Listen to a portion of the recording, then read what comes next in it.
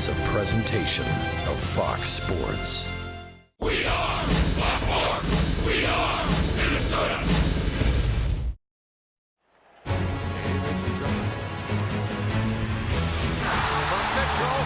And we'll see you tomorrow night. The Twins are going to win the World Series. The Twins have won it.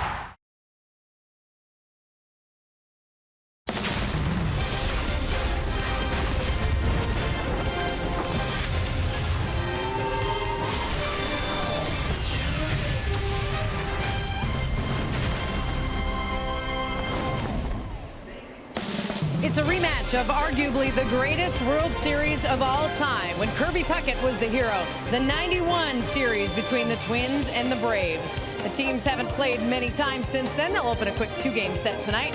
The Braves are slumping even more since the All-Star break. 2-8 since then, which is the second worst record in baseball. It's been a turnaround for the Twins, though, enjoying a pretty good month. They're 12-8 in the month of July, tied for the fifth best record in all of baseball during this month of July. Good evening, everyone, from Target Field. I'm Marnie Gellner. It doesn't matter, though, the opponent or the league or the history of the teams. The Twins right now are just focused on playing better baseball, and that is something they've been able to do over the last 4 weeks, something they very much count on continuing.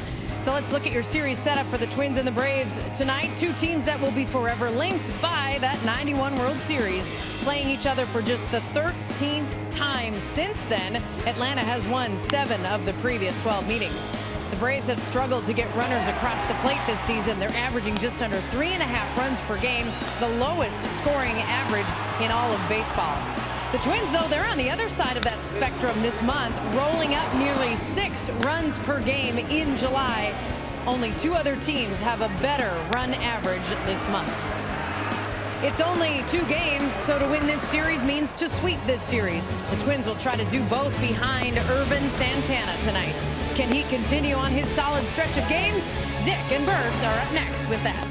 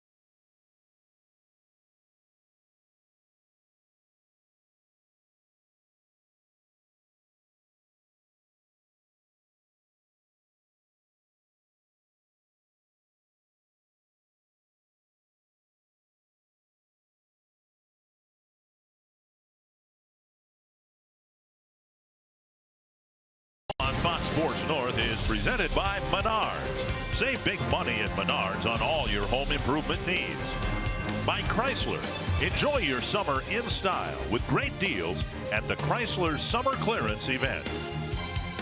And by Sanford Orthopedics and Sports Medicine for the everyday competitor in all of us. Tonight, the Twins open up a homestand, the opening game of a two-gamer with the Atlanta Braves. One of the least experienced hitters in the game is one of the most productive hitters in the game. Right fielder Max Kepler really enjoying the month of July, second only to Albert Pujols in RBIs in the month. And we welcome you to Target Field, and we welcome back Bert Blyleven to Twins television. The Twins at the start of the year hoping to have a good and consistent starting rotation. Well, that obviously didn't happen, but over the last month or so, one of the more consistent, good starting pitchers in the game has been Ervin Santana. Yeah, you know what, Santana, remember, he was the opening day starter for the Minnesota Twins. He struggled a little bit, didn't get the best run support, but over his last 6 starts since June 19th, he has been on fire. 2-1 ERA at 2.03 ERA. Now, this is a guy that 2 years ago pitched for the Atlanta Braves, so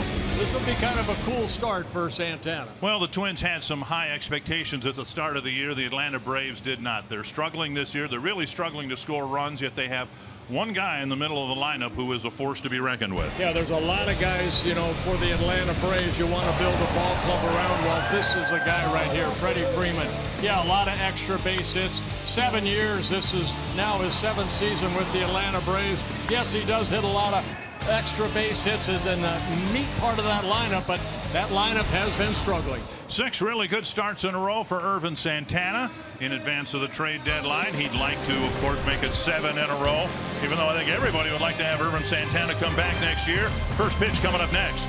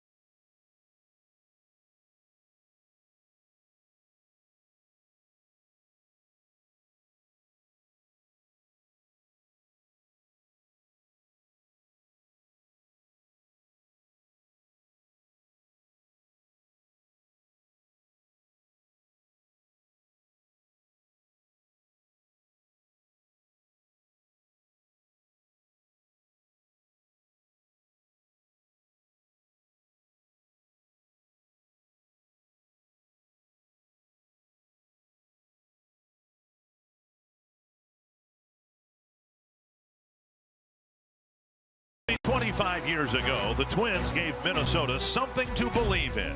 A scrappy team battled the Braves for 7 games. And when it was over, it was called the greatest World Series ever. Today, those two teams are far from contenders. But there is one thing to take away from that epic series of 1991.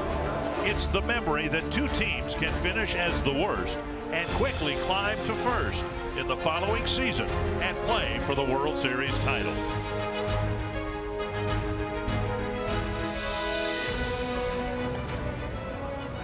And both teams, of course, acknowledging the 25th anniversary of that incredible World Series. The series going 7 games being won by the Twins. But in reality, we're looking at 2 teams that look more like their franchises did 26 years ago, with both finished in last place. Yeah, but if you're a Twins fan, you love seeing what we witnessed in the pregame here this afternoon. It was unbelievable. Getting 4 guys to talk about the '91 World Series, very, very well done.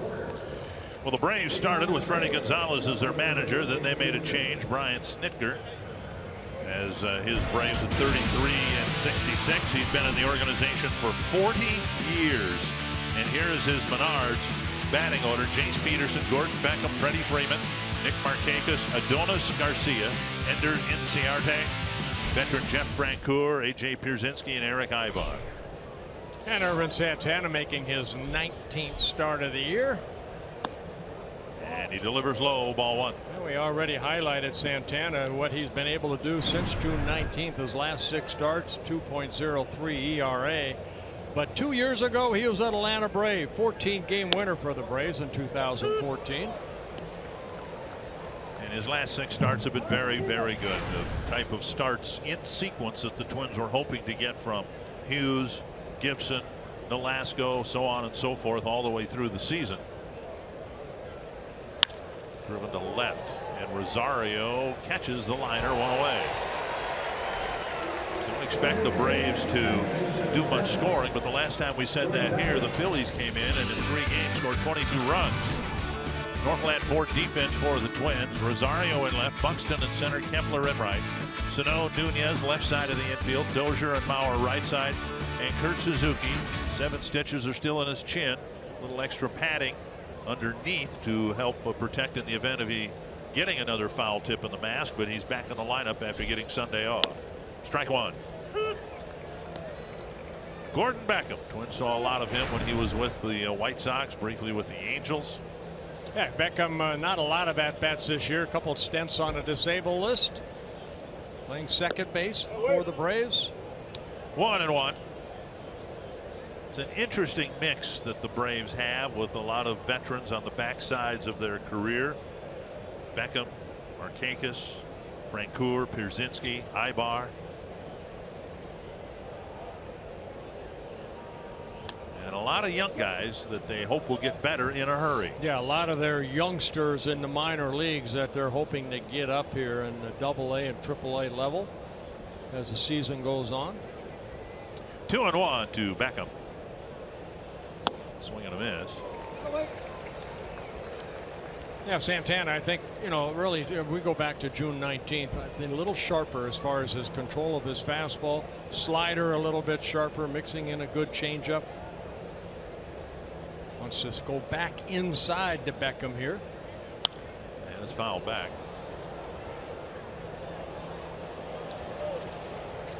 Beckham, former #1 pick for the White Sox back in 2008.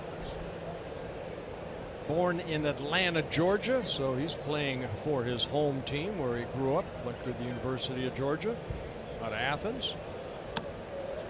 Good slider. There's that slider right there, set up by the 94-mile-an-hour fastball. Santana picks up his first strikeout. So after going fastball inside, slider going straight down over the top. Santana, good arm angle. Beckham swings and misses. 2 down, and now Freddie Freeman. Having a good year, and it has to be very difficult for any hitter, as good as he might be, to put up the numbers Freeman has put up without much support in front of him or behind him. Freeman in his 7th season with the Braves, 2-time National League All-Star. The Twins have some emerging power, but I don't think they would be identified as a power hitting team, at least not yet. They have 113 home runs this year. The Braves have 61.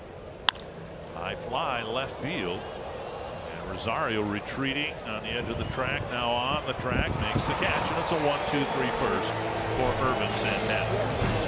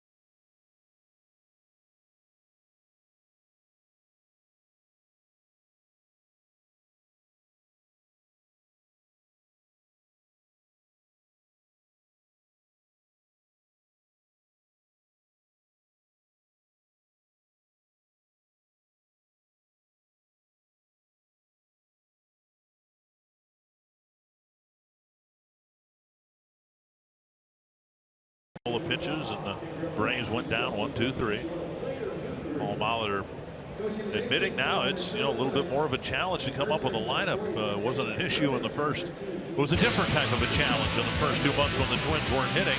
But here's his lineup tonight with Santana, Escobar, and Grossman on the bench.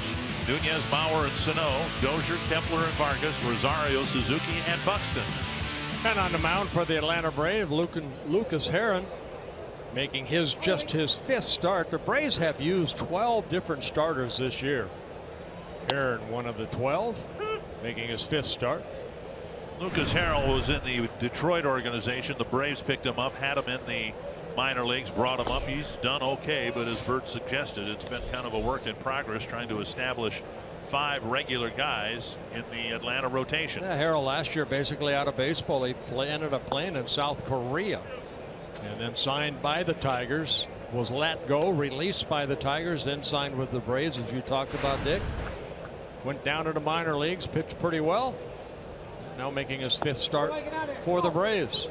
3-1 in Korea. His numbers weren't real good. 10-11, an ERA of just under 5.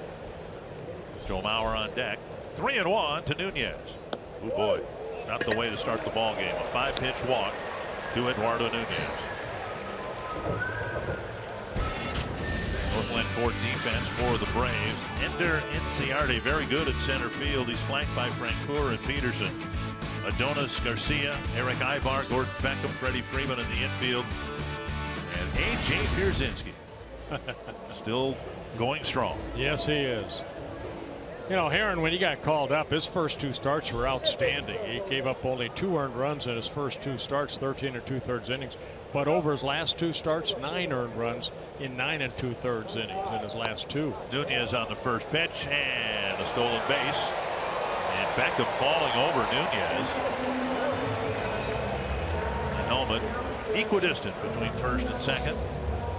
Well, Jose Altuve came into this ballgame in the American League with 25 stolen bases. Now Nunez just steals his 25th.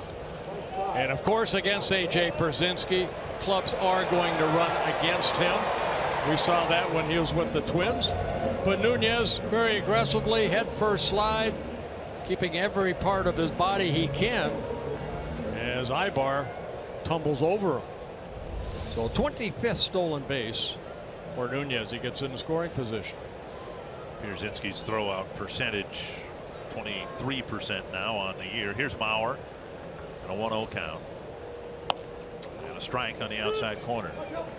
Joe's average down to 261. Well, sometimes when you're struggling at the plate, which, you know, Joe, he'll pick up a hit here or there, 30 runs batted in, 8 home runs. But you do the little things sometimes, maybe when you don't feel like you're making good contact. And his job here, get Nunez over to third and hopefully drive him in with a base hit. Braves, more than playing him straight up, they've actually got their center fielder Inciarte playing Joe to pull the ball a little bit more. We don't see that very often. Ciardi's a couple steps over into the right center field gap.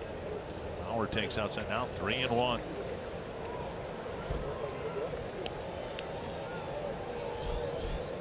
Sano on deck. Harrell came in at his ballgame 9 walks in 23 1/3 innings. Fastball, sinker, slider, occasional curveball. A drive to left. Peterson is back. Nunez setting up for a tag. He'll scamper towards third, and the throw is a little bit offline. Good base running by Nunez, and he gets to third. Very, very good base running. Nunez followed the ball. He saw that Peterson had to go back on that ball. So, of course, as an outfielder having to go back, you don't have time because this ball was hit kind of a line drive to him. And Nunez did a good job of tagging up and getting to third. Brewers like cold, hard facts. And the Twins have done much better since the first month of this year, certainly averaging in July nearly 6 runs a game. Third in the major leagues. Making better contact, not striking out as much.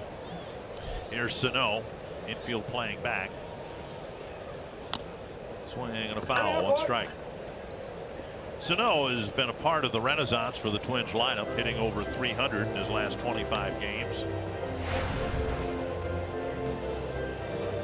Of course, the big issue with Sano now is his defense at third base. But he should be in his comfort range here with a RBI almost handed to him if he can put the ball in play. Now up and in, 1-1.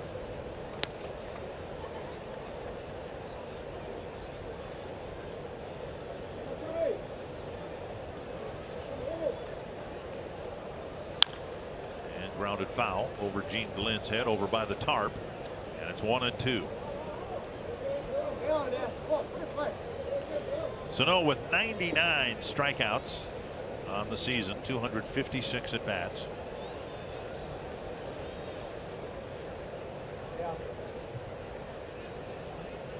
On the outside corner. And Nunez right now still at third with 2 gone. That'll leave it up to Brian Dozier. Aaron did a good job of pitching him in, and then they went away. One thing A.J. Pierzynski has always done, I feel, calls a very good game. Good fastball, good location, good frame by Pierzynski, framing it and getting a strikeout. Brian Dozier, the batter. Twins will need something productive in this plate appearance to get the run in, and off-speed pitch on the outside corner. Fastball, I guess, on the outside corner. 1 strike to Dozier. Harrell trying to pitch around a leadoff walk, and Nunez's base running ability. 1-1.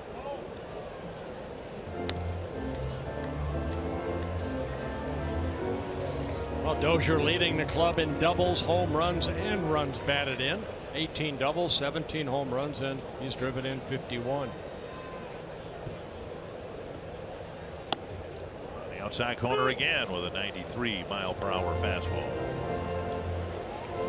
Don't expect Harrell to give up a lot of home runs. He's now pitched 24 innings and only given up 1 home run. That came in his last start.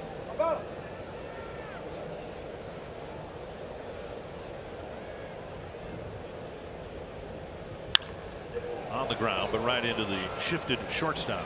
Ibar throws low, and Freeman digs it out to end the inning. Nunez left at third, no score after 1.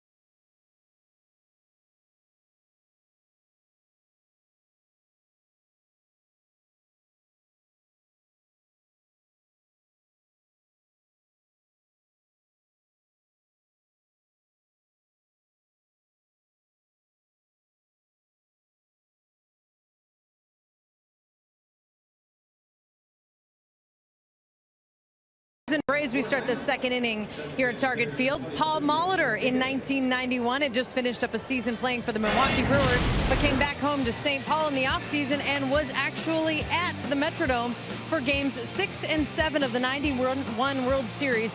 And Molitor said that he had seats right above the first base dugout behind Ted Turner and Jane Fonda owners of the Braves at the time, said he chatted up with those guys a little bit during the games, but Molitor said to witness the Kirby game and the drama that unfolded, and Jack Morris in Game 7, he said that series had some spectacular moments to it, and to be part of all of that, everything that was going on in Minneapolis, especially after Game 7, he said was incredibly memorable. Dick and Bert, I would imagine there are several Twins fans who share that sentiment.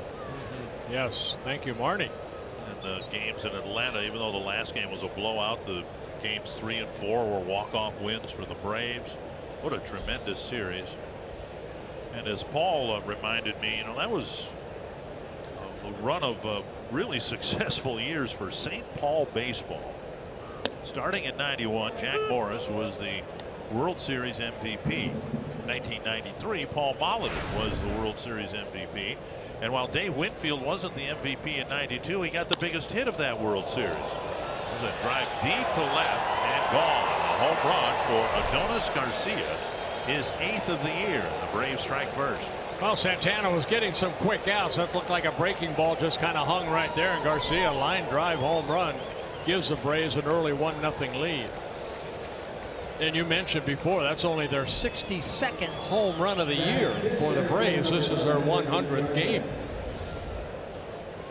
But the breaking ball, you can see Suzuki wanted it away, just kind of spun right into that zone. And Garcia put a good swing on it. Santana, 13th home run he's allowed. It comes with the bases empty. It gives Atlanta a 1-0 lead. Yeah, that's the 9th home run he's given up to right-handers. Actually, right-handed hitters have had better success against Santana than lefties. Bauer lets it go free to Dozier, and another 1 pitch out. Dozier to Santana, 2 down. Bring up Francoeur. Yeah, right-handers are hitting 287 off the Santana coming into this ball game. Left-handers hitting only 238. And there are the numbers for Santana a couple years ago with the Braves, and then signed that 4-year contract with the Twins. But he won 14 ball games, worked almost 200 innings, very good ERA, under 4. 2 down, and now Jeff Francoeur returning home to Atlanta. Having a decent year. 1 strike. Originally the #1 pick by the Braves back in 2002. Up the middle. Dozier knocks it down. Throws. Got it. What a play. What a play. Fine play by Brian Dozier, going to his right to end the inning.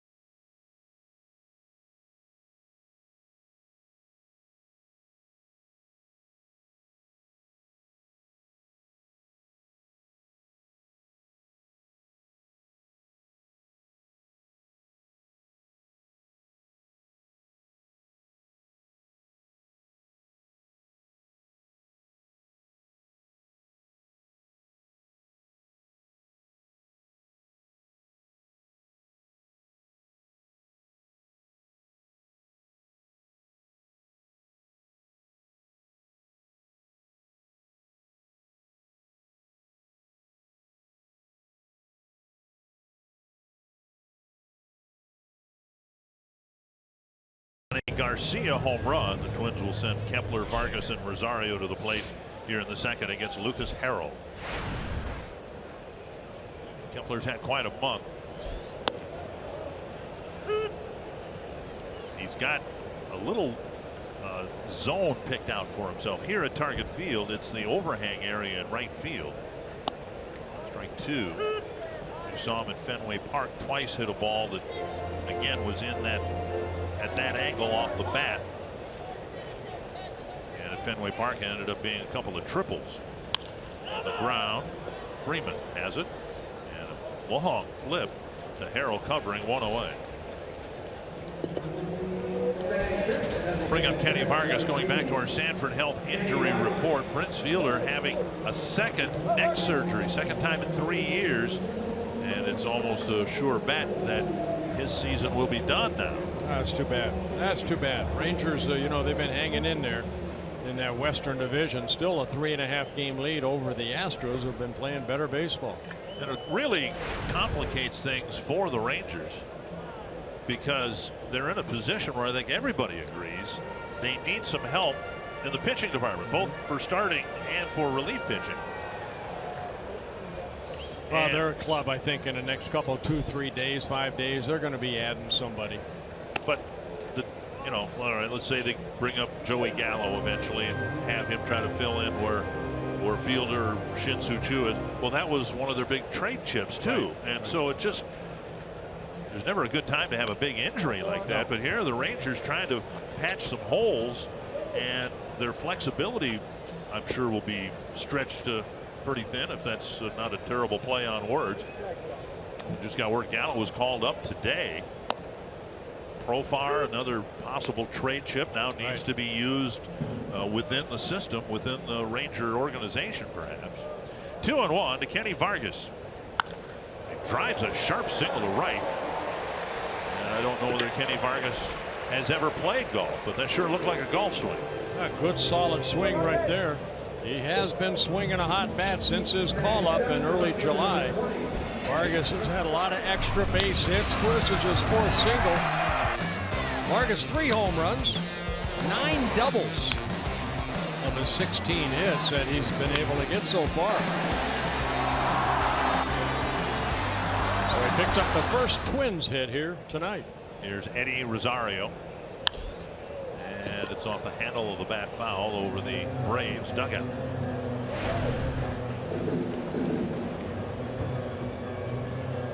Twins are waiting for Rosario to catch fire a little bit. As he averaged up to 256 with 5 home runs. He's had a 4-hit game, and I think more so in the power department. They're waiting to see the kind of power he displayed last year. It's almost like, you know, in baseball they talk about the sophomore jinx, and it's almost what Rosario has gone through. He has been swinging the bat better as of late, but last year 13 home runs. He drove in 50 runs in 122 ball games. 1-1 to the Twins left fielder. It's a high fly to left. And Peterson comes in, now backpedals out number 2. That'll bring up Suzuki. Join us for the first ever Twins Women's Baseball Clinic, sponsored by Mayo Clinic at Target Field Saturday. It's an exclusive clinic intended for young adults and adult women interested in improving their baseball skills and having fun at Target Field. No baseball experience is necessary. For more information and to register, visit twinsbaseball.com/women's clinic or call 612-659-3508. Saturday, Kurt Suzuki took a foul ball off the lower part of his mask. He took 7 stitches. You can see where the chin area is taped. He has some extra padding to wear under his catcher's mask. Twins really didn't want to even think about what it might have taken to bring him into the game on Sunday. Juan Centeno caught, and everybody had an off day yesterday. You know, knowing Kurt Suzuki, if that opportunity arose, he would have went out there on Sunday. Up, and it's 2-0. Pierzynski to the mound. Asked Suzuki today, you know, is it still painful to the touch? And he said yes. I mean, you can imagine a big cut, a slice right in the bottom of your chin that required 7 stitches at the ballpark. at Fenway Park. Centeno, a couple innings after that, got a foul ball in the same spot, and the next day his chin was sore, but thankfully no cut. Strike call, 2-1.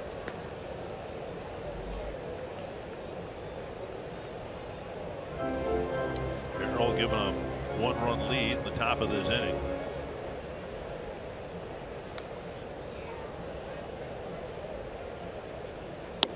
On the outside corner, 2-2. They're doing a good job so far working the outer half of the plate.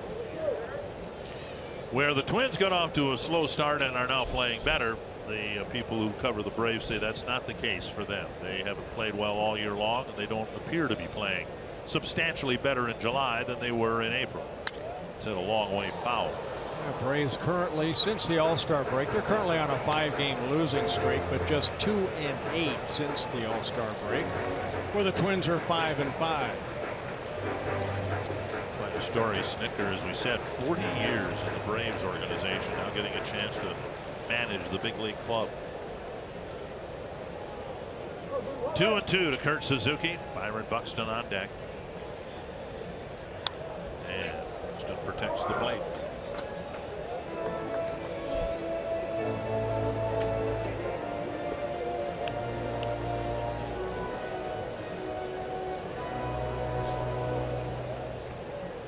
So many comparisons between the Twins and Braves World Series matchup 25 years ago, when in reality the two franchises kind of went in opposite directions after the World Series. Fouled back. The 91 World Series was the first of 15 straight playoff appearances for the Braves. And they finally won the World Series in '95. Twins didn't get back to the postseason again until 2002 and went through some dark times, to say the least. Oh, the Braves had the Glavine and Maddox and Smoltz threesome that were outstanding. All of them Hall of Famers. And Ciardi comes in. Twins get a base hit, leave Vargas aboard through 2. The Braves have a 1-0 lead.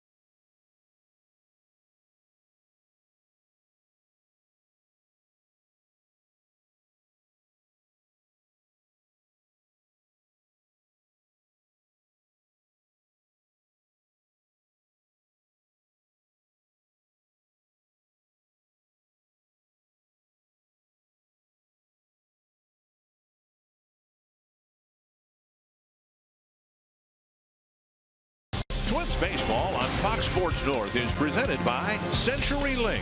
Switch to CenturyLink Prism TV for an advanced TV experience. Learn more at cprismtv.com. A.J. Pierzynski will lead off the third for the Atlanta Braves. His first year of professional baseball, 1994. Broke in with the Twins in 1998. Back and forth a little bit, but he's hopped around to be sure, but he has been catching now for a long time. Check swing and a strike. Always a very good hitter, career .280 hitter coming into this year. Last year Hit 300 for the Braves, re-signed with the Braves. This is his 19th major league season. It's a fair ball right over the bag, and Pierzynski will have an extra base hit as the ball hit the angled wall and deflected into short right field. So a leadoff double for Pierzynski. That'll bring up Eric Ibar. Yeah, as it hit that wall, the ball kind of slowed down a little bit. Fastball left up right down that first base. Even though it landed over the bag, it went over the bag fair, landed in foul territory. Says Doug Eddings, the 19-year veteran, down at first base as the umpire. So the 11th double for Pierzynski. Second hit off of Santana. And now Eric Ibar. See if Ibar tries to, no, swings away, base hit. Pierzynski was retreating toward the second base bag, and the third inning starts with a double and a single, first and third, nobody out. Again, the ball was grounded in fair territory. Well, let's take a look here. That's a foul ball. Right, but then it came back. But it landed, it never touched in fair territory. That should have been a foul ball. You're absolutely right. I thought it landed in fair territory, but it landed out of the batter's box, a foul ball, and never did cross into fair territory.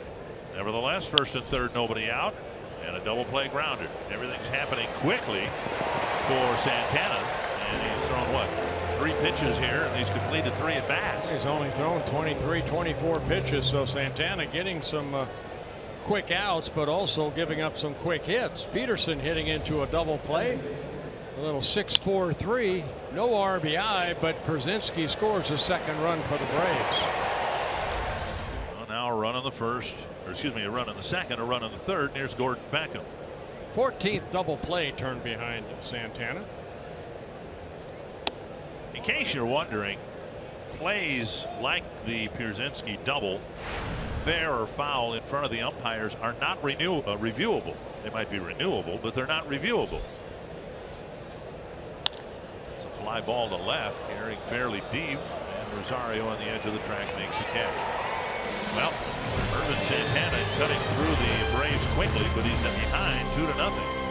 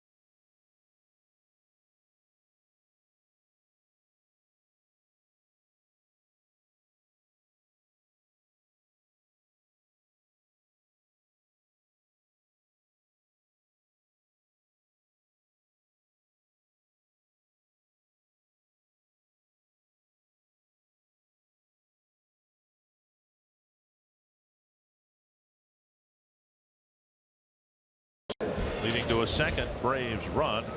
Trading deadline is actually Monday, not July 31st on Sunday. Because it's a Sunday, they've extended it to Monday. And a big move yesterday, and the Cubs already very, very good. Got a lot better at the end of the ball game. Yeah. Chapman, of course, was a closer for the Yankees. Now he's going to close ball games for the Cubs.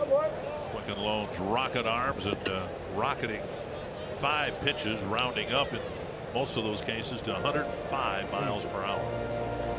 1-0 to Byron Buxton, leading off the third, bluffed a bunt and took ball one. And now 2-0.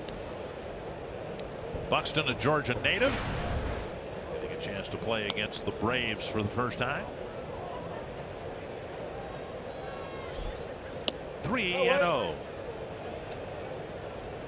Twins got a leadoff walk in the first, got Nunez as far as third base. One out single in the second. Vargas never moved from first base. Strike call, 3-1. Well, leadoff walks usually hurt you, especially if they're a guy like Buxton, because he can fly. And there's a walk on 5 pitches. That's exactly what he did to Nunez in the first inning. And Nunez will hit with Buxton aboard. MLB.TV Premium, the #1 live streaming sports service, delivers everything you've come to expect and more. Watch every out-of-market game live in HD on over 400 supported devices. Blackout and other restrictions apply. Visit MLB.TV for details. Nunez walked in 5 pitches, stole second, went to third on a deep fly ball, but was left there in the first inning. And Buxton at first base gets a throw over. 7 stolen bases in 7 attempts.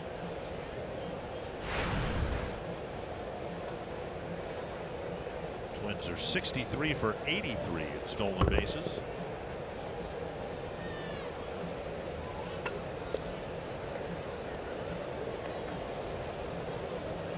Steal percentage above 75%. That's pretty good. Buxton's 7 for 7. Dozier's 7 for 7. Nunez now 25 for 31.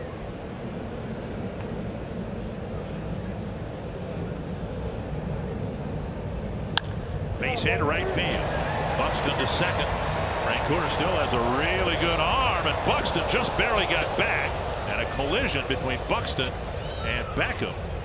And Buxton looks like he's okay. What an awkward way to go back into a second base bag. But that is a great throw by Francoeur out in right field. Throw it right into the runner.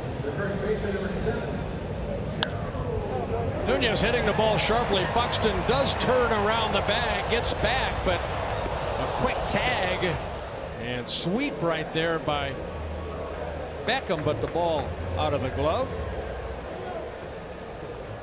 And now Mauer with 2 men on. Interesting. We showed you in the first inning at bat where the Braves were playing Mauer. They had him slightly to pull the ball. Now it's just the opposite. Center fielder Inciardi's about 5 steps toward left center.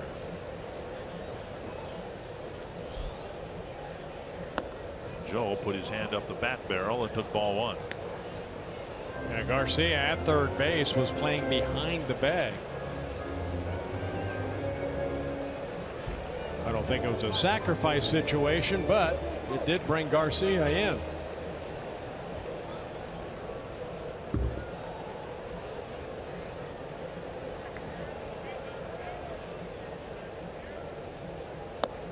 And a strike on the outside corner.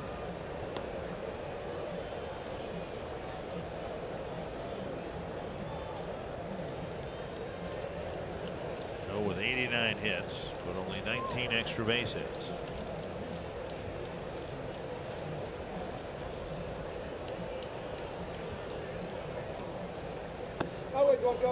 Two and one.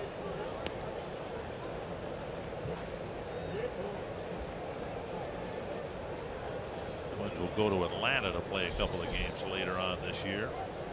Yeah, last time the Twins saw the Braves, it was in Atlanta in 2013 when the Braves swept the 3-game series. Pick off to second. Buxton back with a hands first slide. Yeah, Ibar kind of shaking his head up and down. Yeah, that's a perfect throw right there. A little daylight play between the pitcher and the shortstop. Ibar getting over. Good throw. That's where you want it. Buxton getting that right hand back on the bag. 2-1 to Mauer. 3-1 with Sano on deck.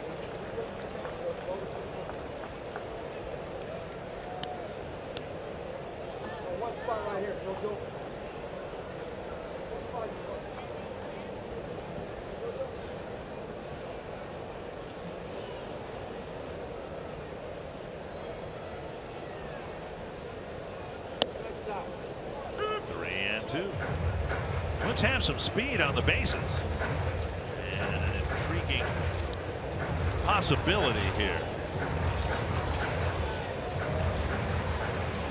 See Bauers hit well with a full count. 65 strikeouts, 64, and 360 at bats. Runners stay put. Bauer strikes out. Good slider right there. Up down. That'll bring up Sano. Probably a good thing that Twins didn't send the runners. Morel picking up his first strikeout. Went with the fastball. Good location inside. Joe swinging through it. So second strikeout. Here's Sano. He was the first strikeout victim in the first inning. His was the third, 1 out. Braves are playing the infield back. Wouldn't have taken much to get the Twins the first run, but Sano took a called third strike, and then Dozier bounced out. Sano hoping it's payback time.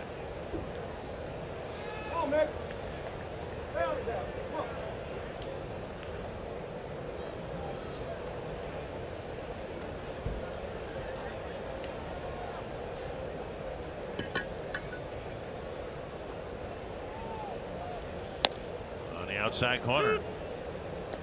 It's a quick breaking ball, a cutter of some sort with a little movement on it. Looked like it's the pitch that got Bauer. Cutting in on his left-handed swing. 1 strike.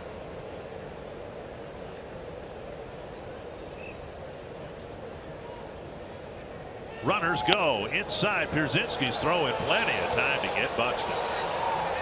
Nunez at second, but now there are 2 gone. Counts 1-1 to Sano. First time that Buxton's been thrown out this year. Perfect throw by A.J. Pierzynski.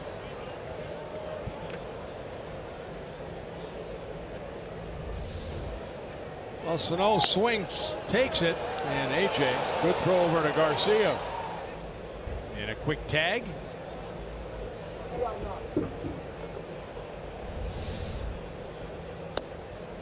Now 1-2 to Sano.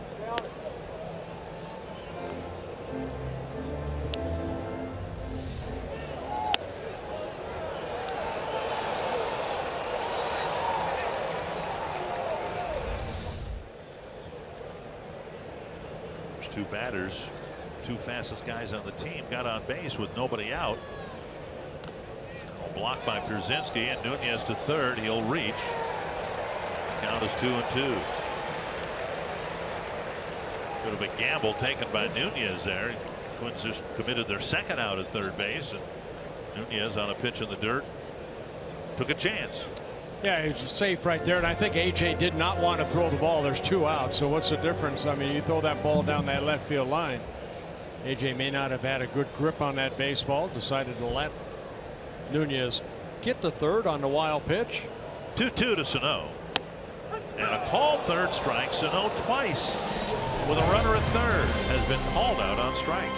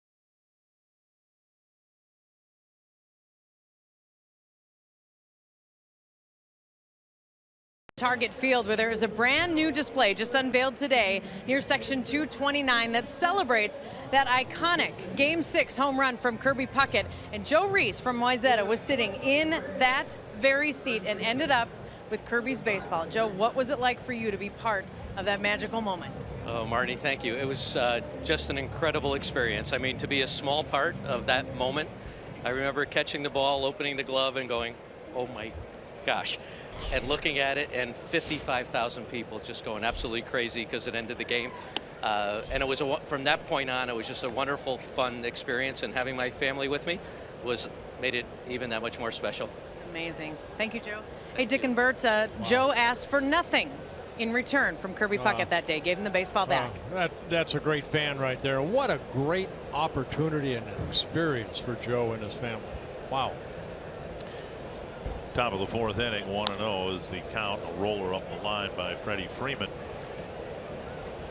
Earlier this year when the Red Sox were here, I asked Chili Davis about his recollection of that, his counsel to Puckett before the at-bat. Kirby said, hey, Chili, I'll bunt and I'll steal second. You bring me in with a single. And rather coarse terminology, Chili said, get a changeup up and finish the game yourself. And that's exactly what Kirby did. Well, Puck had a tough time against Lee Brandt, didn't he? Didn't he admit that he didn't pick up the ball?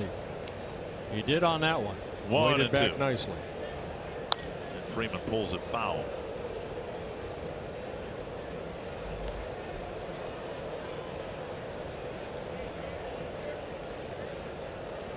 Of course, the Twins are on the verge of elimination in Game 6, and that kept their hopes alive for one more day. And Jack Morris pitched his infamous game the next day. Best game ever for Game 7 in the World Series, what Jack Morris did. 2-2 to Freeman, and a called third strike. One away, and Jack Morris offered his thoughts as Kirby's home run gave him one more start in '91. Nobody in our dugout doubted that Puck couldn't do that. And he rose to the occasion. He got the big hit. And immediately a calmness came over to me.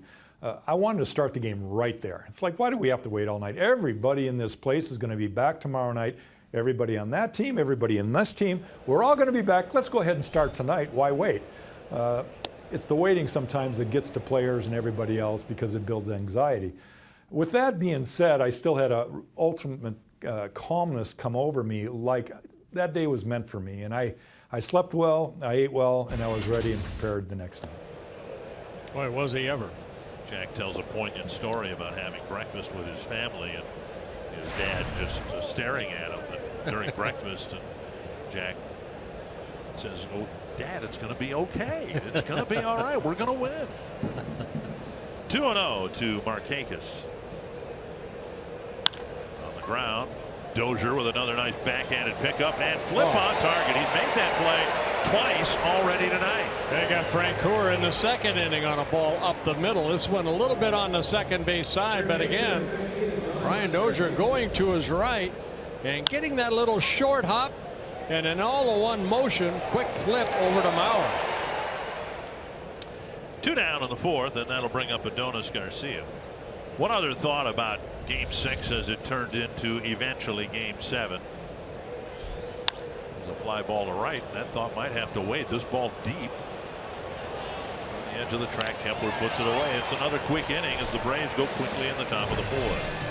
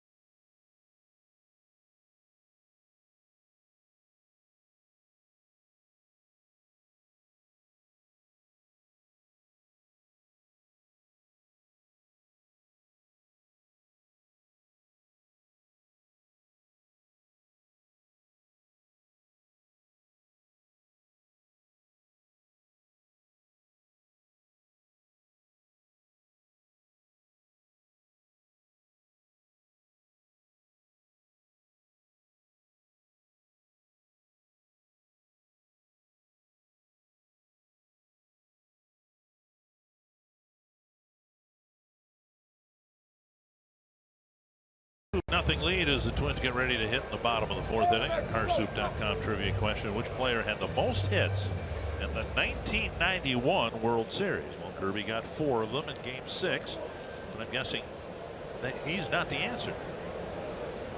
Now, it didn't even say, for instance, that it was a Twins batter, because I think it is a Braves hitter. And I'll reserve my guess for when we give the answer. 1-0 to Brian Dozier. Max Kepler, Kenny Vargas will follow. And a strike, 1-1. Started to say as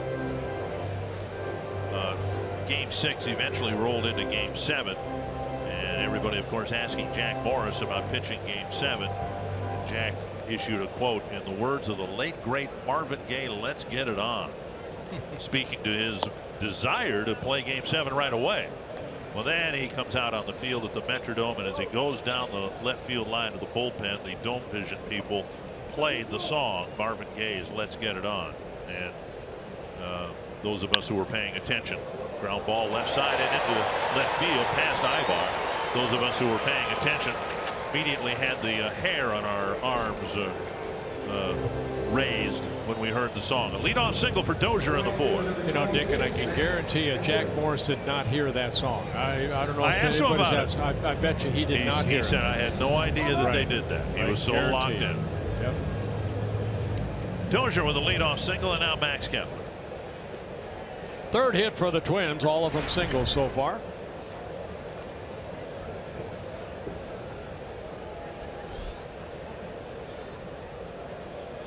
Kepler squares and takes ball 1. You on the pitching side always talk about making adjustments. Roy Smalley, from a hitter standpoint, talks about the need to make adjustments, and I think that's what we're seeing unfold in front of our eyes for Max Kepler.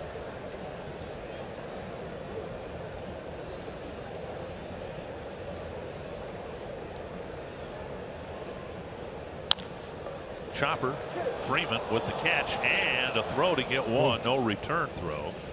That was a nice play by Freeman right there. He threw a bullet over to Ibar, who was there, of course, for the force out at second. Friday, when the Twins battle the Sox, experience Target Field like never before. Be one of the first 5,000 fans at the game, and you'll receive a free virtual reality viewer courtesy of Fox Sports North and T-Mobile. He'll be alongside Trevor May as he arrives at the ballpark, greets teammates in the clubhouse, takes BP, heads out onto the field. Visit foxsportsnorth.com. Click on upcoming events tab for details. 1 down, 1 on, and here's Kenny Vargas.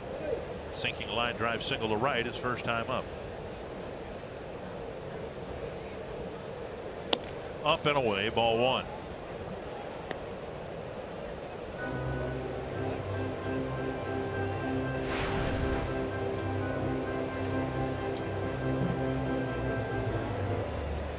Numbers are all speaking to Vargas's improvement. Inside. Made quite a splash 2 years ago after his midseason call-up. And struggled last year and spent the rest of the year at AAA. Started this year at AAA. One thing he really worked on was just making better contact, and you know, he likes Sano. They're so big. So of course the Twins looking for the power out of these two guys, and strikeouts are part of their game. 3-0 to Vargas, who might be green lighted here.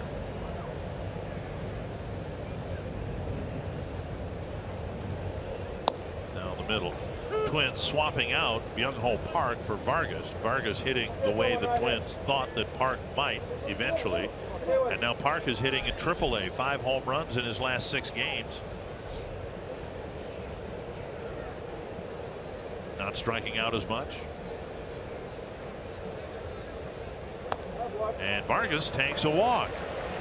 Well, Harold doing his best to get the Twins on the board here. It's just the Twins haven't taken advantage of the opportunities yet. Yeah, 3 walks for Harold right here, but you know, he's been able to make some big pitches when he's needed to.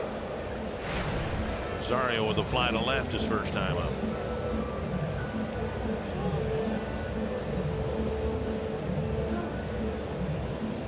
One time the Twins saw Harold when he was with the Houston Astros. He appeared with the Astros against the Twins 3 times in relief back in 2013.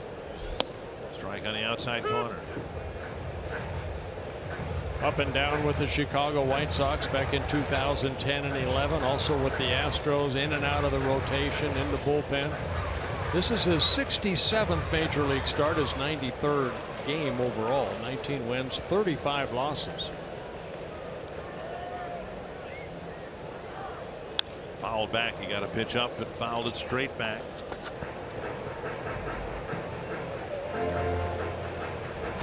Now he'll try to have a productive at bat, hitting out of an 0-2 hole.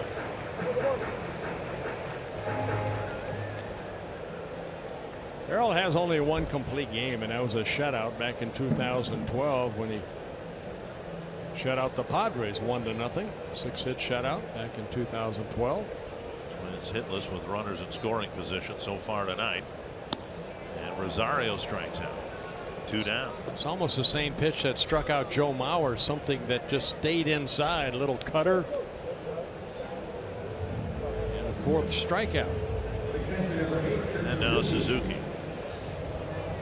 Back inside.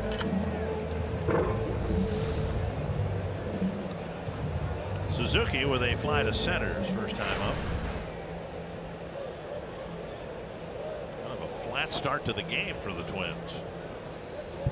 Giving up a couple of early runs. Braves have really struggled this year with runners in scoring position, and the Twins catching the bug. On the outside corner, a strike. Last time the Braves were here in 2010, they won 2 of the 3 ball games. Overall, this is the 13th meeting between these 2 teams since interleague play was put into play. Twins have won 5. They have lost 7.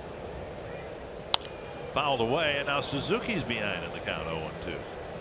Yeah, they won 2 out of 3 here, the last 2, and then the 3 in Atlanta. So not that it matters, but Braves have actually beaten the Twins 5 games in a row.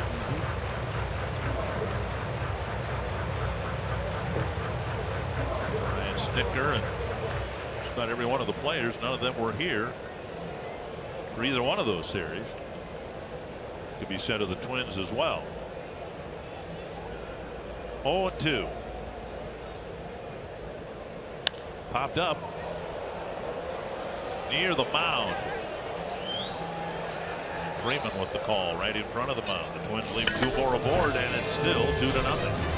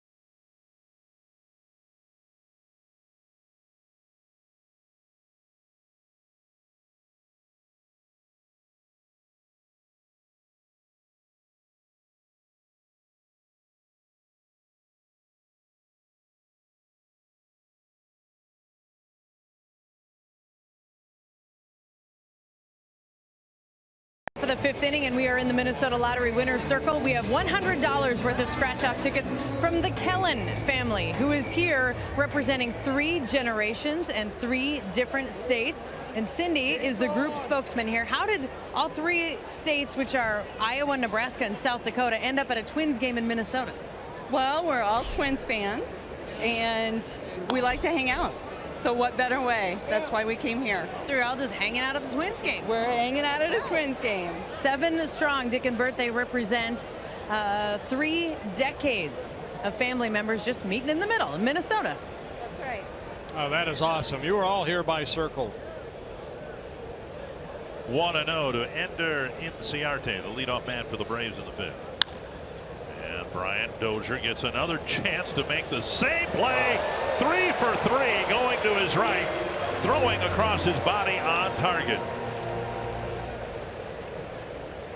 And Inciarte gets down that line very quickly. So Brian Dozier again for the 3rd time going to his right, getting that little short hop, all in one motion, able to get his weight on that right foot that's running toward left field, and then still get something on that ball. 3 outstanding plays by Dozier. He made that play on Frank Coeur his first time up. Now it's a ground ball to Sano, who fields and throws. And Sano makes that play easily. 2 down. Well, Irvin Santana, even though he is down 2-0, he has been very stingy as far as pitches he has thrown. Only 37 and 26. He started off with 12 in the first. Oh my goodness. I mean, that's way too many. So he went 6, 6, and 10. And so far 3 here in the 5th with 2 outs. Now you face Pierzynski. You got a double that really wasn't. Ball grounded foul right out of the batter's box, and then a landed foul, second hop beyond the first base bag. But first base umpire Doug Edding said it was a double. And then eventually on a ground ball double play, Pierzynski scored the 2nd. Atlanta run now lofted to right. Kepler comes in, makes a sliding catch in right field. The Braves go down 1-2-3. A good play by Brian Dozier. The inning ends with a great play by Max Kepler.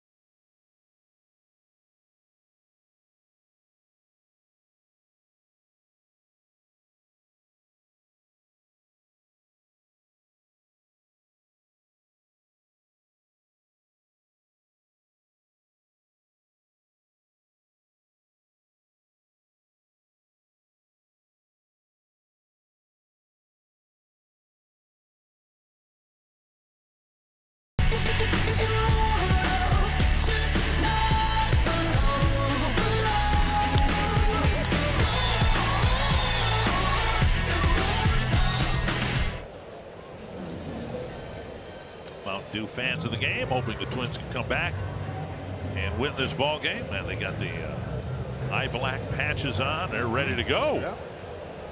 Byron Buxton drew a leadoff walk, ended up being thrown out at third base, trying to steal his first throw out of the year. He'll lead off the 5th with the Twins down 2-0, showing a bunt, taking strike 1. Buxton, Nunez, and Mauer. Lucas Harrell has given the Twins opportunities that they have not taken advantage of yet to this point. 1-1. Again, Harrell has 4 strikeouts, and they've come at the right time with runners on base. Sano twice looking.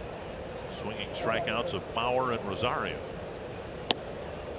And a called strike. It's 1-2. And that is one thing that Buxton really needs to work on, is if you're going to show bunt like that with his speed, just do it. We just have not seen him utilize any type of bunting capabilities. So many times he'll run through it but not make contact with that ball. Now 2-2.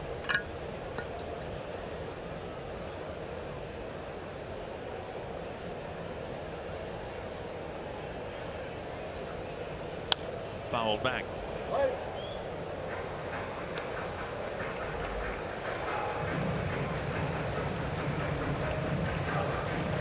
Harrell was 75 pitches, 43 strikes, 3 walks, 4 strikeouts. He's given up 3 hits, all singles. Now 3-2.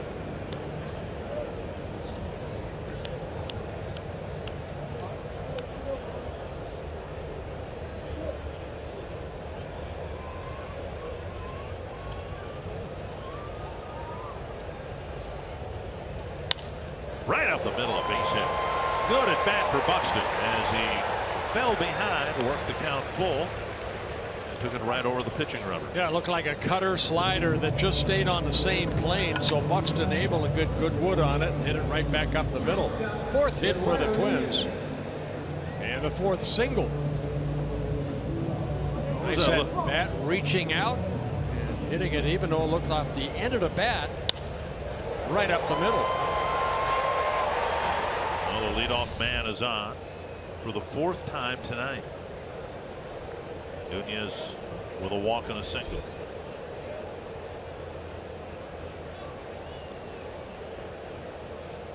Twins have stolen second on Pierzynski, actually twice with the double steal.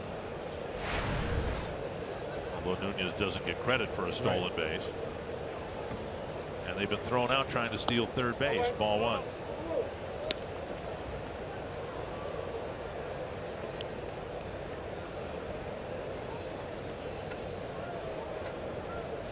Nunez came into the ball game hitting .298 with that base hit.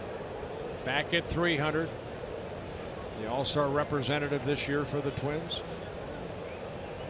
And Buxton getting some attention over at first.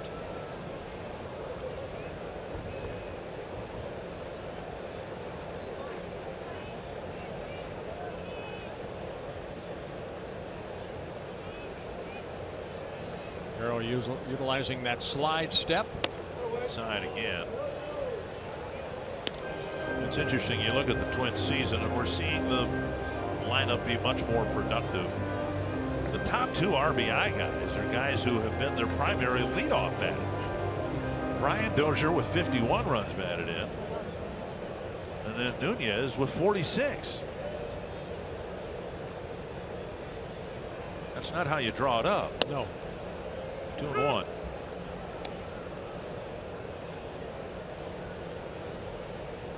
Harrell, it seems, has been pitching from the stretch all night long.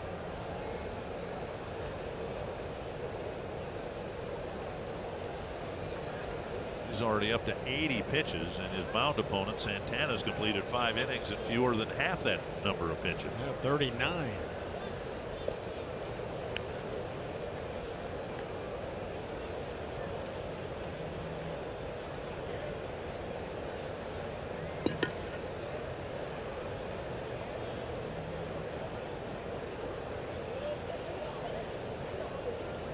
To Nunez.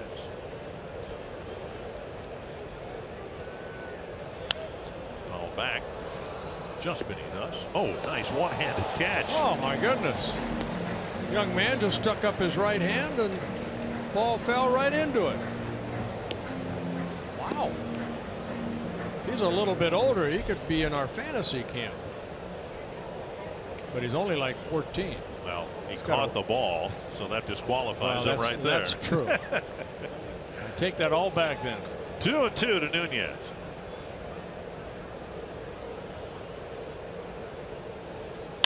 Ground ball to short. And Buxton is retired at second base on a close play. Yeah, it looked like Ibar had a little trouble getting that ball out, and then he threw a rocket to Beckham covering second base. Ibar had to come hard in and get it on that short hop. And then right there you can see took him a little bit longer, but Buxton hustling into second base, but he's out as a force out. Now Nunez at first, one down, and Mauer at the plate. Keep an eye on Nunez. He stole a base in the first inning. Ran on the first pitch, which he likes to do. Within the first 2 or 3 pitches, he usually likes to take off.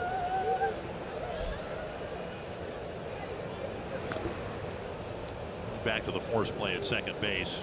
Beckham very happy that the new slide rule into second base was in place. He was exposed there in the old days. Close play like that. He might be out in left field. And so in the interest of preserving the health of players, it's a good rule for a play exactly like that. And if anything more aggressive than what Buxton did had been executed by the runner, then the double play could have been called. Mauer takes up and away, ball 1.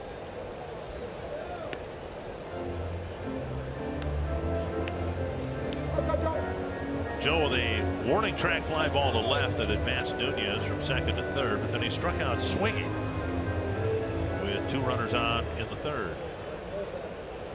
2 speedy runners. There goes Nunez, and the pitch taken outside. Nunez has another steal of second base. Stolen base number 26 for Eduardo Nunez. With that, he's passed Altuve for the league lead, depending on what Altuve's done tonight. Right. Well, again, second or third pitch. There he goes. Good jump. You know, Aaron, he did everything he could. Slide, step, the throw high from A.J. Brzezinski. You saw Ibar leap right there. Gets into scoring position with 1 out.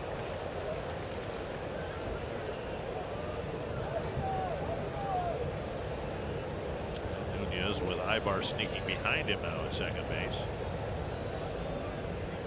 Mauer, line drive knocked down by Harrell, and he saved himself perhaps a run scoring.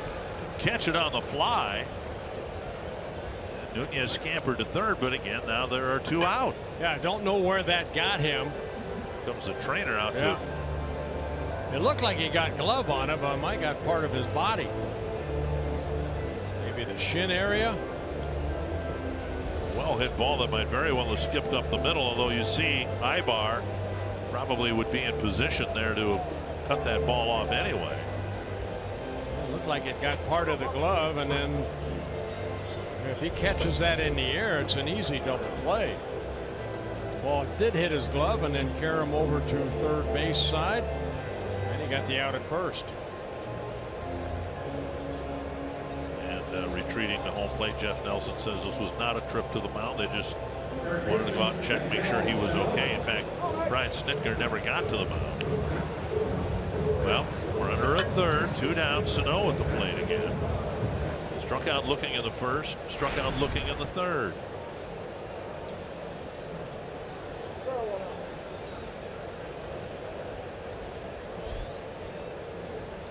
Fouled back, and that was the pitch he was waiting for. 1 strike.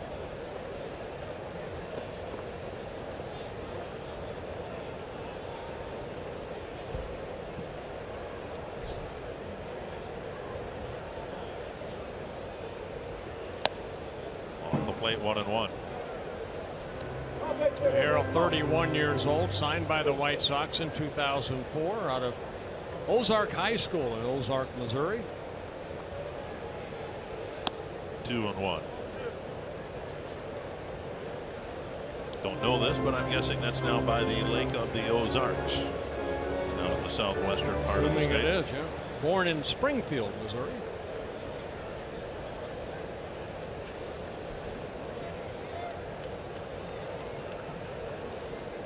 2-1 to Miguel Sano.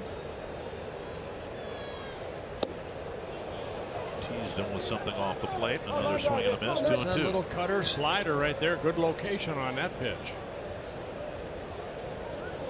Straight over the top, created a good angle toward home plate. 2-2 to Miguel Sano. Fly ball right field. Frank Gore comes in. The Twins squander another scoring opportunity in the fifth. They trail 2-0.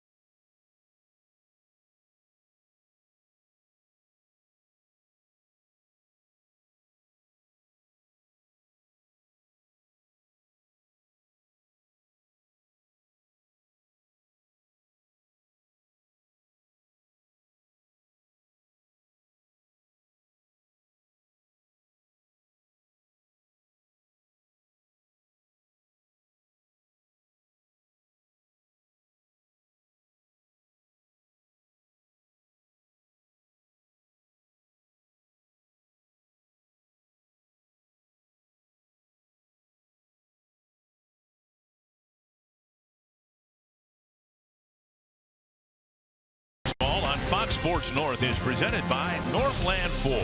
Visit northlandford.com and your local Northland Ford dealer today. And by Grand Casino. The best stories start here. What's yours? Now, the Twins hoping for a good homestand here. Couple with Atlanta, one with Baltimore on Thursday. Makeup of a rained-out game, and then 3 with the White Sox. So far, it's kind of a sluggish start to the game for the Twins. They trail 2-0. They're out hitting the Braves 4-3. Well, again, they've had some scoring opportunities almost every inning, but Aaron's done a good job of shutting the door. Hook foul, and it's 0-2. Meanwhile, Santana has hardly worked up a sweat on a hot, muggy night. He's only thrown 41 pitches. You know, when you see that, 39 pitches after 5 innings, I think right away Randy Jones or Greg Maddux, guys that didn't use a lot of pitches to get through 8 or 9 innings. Breaking ball down and in, 1-2. I mean, this constitutes a deep count tonight, and it's 1-2.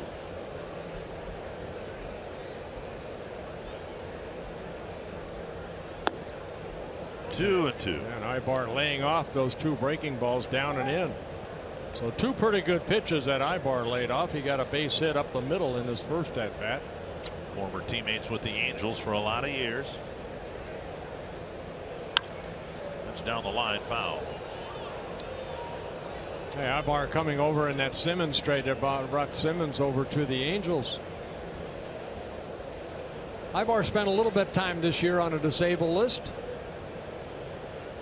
Contusion on the right foot. Missed 15 days. Going fastball inside.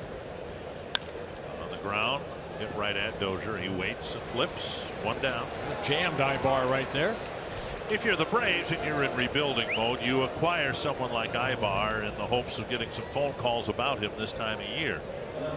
But Ibar hitting in the low 200s. You can see the starters so far. Harrell with shutout ball through 5, 90 pitches thrown, and Santana's thrown exactly half that number. But it's Harrell that has the 2-0 lead. Strike 1 to Jace Peterson. Line to left in the first.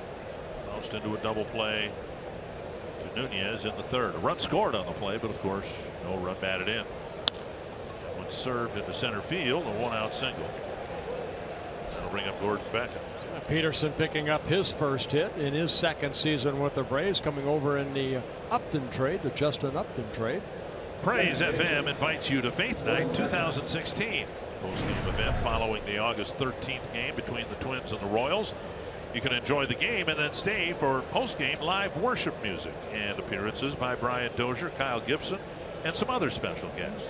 For details and tickets, visit twinsbaseball.com/faithnight. Beckham struck out in the first, hit a fly ball to left in the third. Twins have been playing a pretty good baseball going back to the middle of June, and in July they're 12-8. Braves are just 6-14. Off the outside corner. And prior to this game, Santana in his last 6 starts, just 9 earned runs allowed in 40 innings pitched. He's been really, really good.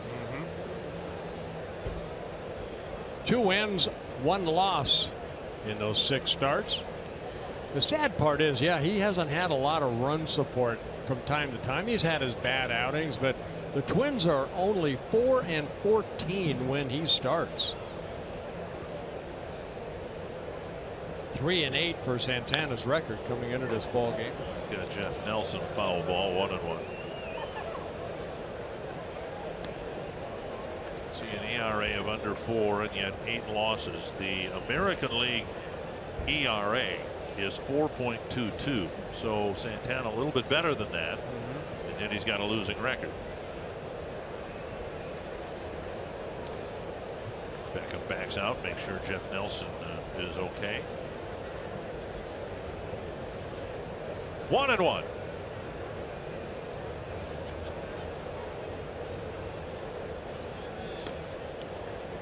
Peterson at first base. He has 1 stolen base, but he's been caught 4 times.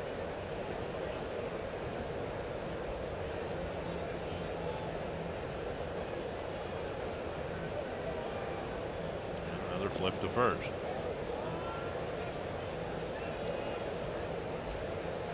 Better not throw over there too many times. He'll have more throws to first than he does to home.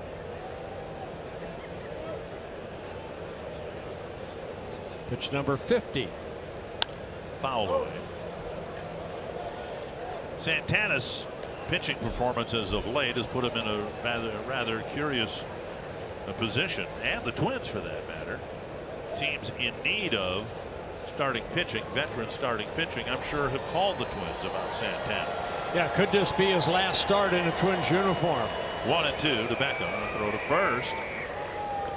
From the Twins standpoint, and interim general manager Rob Anthony addressed it in the dugout this afternoon. Why would we, the Twins, trade Santana and then go into the free agent market in the offseason to replace him? Beckham with a swing and a miss and a strikeout, 2 down. 3rd strikeout for Santana, getting Beckham for the 2nd time. There's Rob Anthony in the booth all by himself without Terry Ryan. Just really had Terry sitting next to him. But in Rob's to Rob's point, why would you trade Santana unless you got substantial return and then go into the open market this offseason at higher prices than you entered in 2 years ago to replace a guy you've got under contract for 2 more years? The Twins have an option for yet another year. Long run for Sano, and that ball lands back in the seats. Yeah, Santana signing that 4-year contract with the option for 2019, $13.5 million a year. And you're getting a guy that, you know, if he's healthy, he's going to give you 200 innings. And as you've seen that market increase, what will that bring if you have to replace a Santana? You might have to pay, you know, 15, 16 million, maybe more. Down and in. Fox Tracks presented by Chrysler. Santana here tonight, his 332nd major league start. He has 129 wins, 113 losses. Had a shutout here earlier this year. He has 8 shutouts, one of them actually coming against the Braves when he was with the Angels back in 2011 in Anaheim. 4-hit shutout over the Braves. Pitch is up. It's 2-1. The only player on the Braves club is probably this guy right here. Freeman was with the Braves in 2011. Frank Cooper was with the Royals at the time. Bounced foul.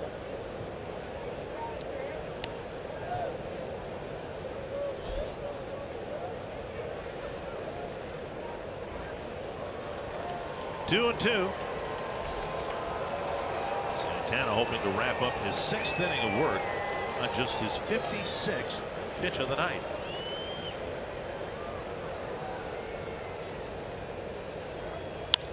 That's hit to center, left center, and Rosario comes in. 4 Twins converge, and the catch is made by Sano. And all 4 players appear to be okay. Rosario went down. He went underneath Sano. Thank goodness. And that's not a bad place to go if you're hearing Miguel Sano in your general direction.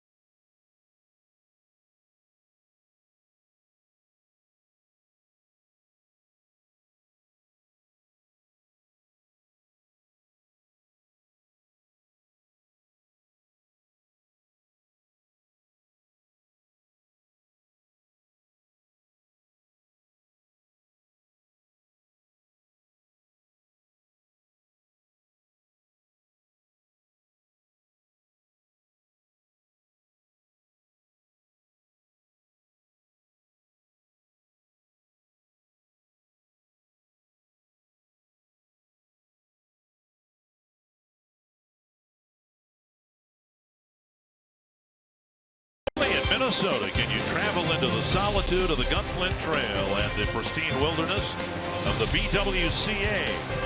Aside from the overall nature experience, there are many side activities and conquests for your trip. Berry picking, biking, birding, canoeing, kayaking, fishing, hiking, and horseback riding. But best of all, the Gunflint Trail will wash away your worries and stress.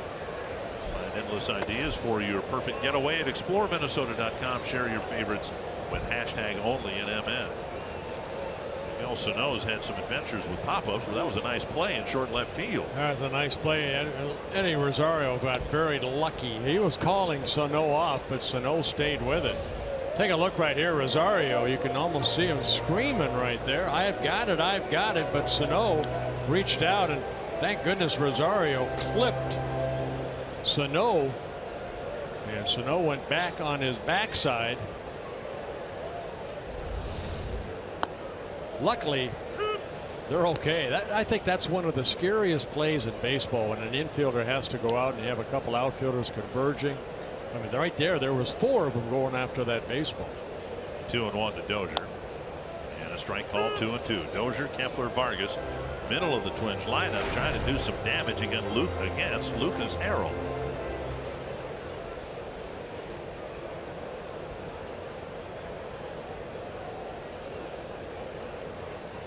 Foul back.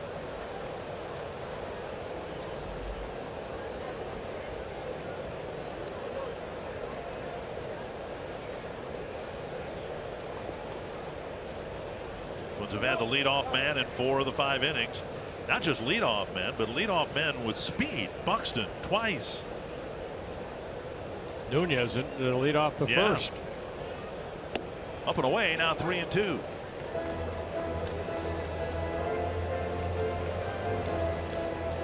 Harrell getting to that 100 pitch limit.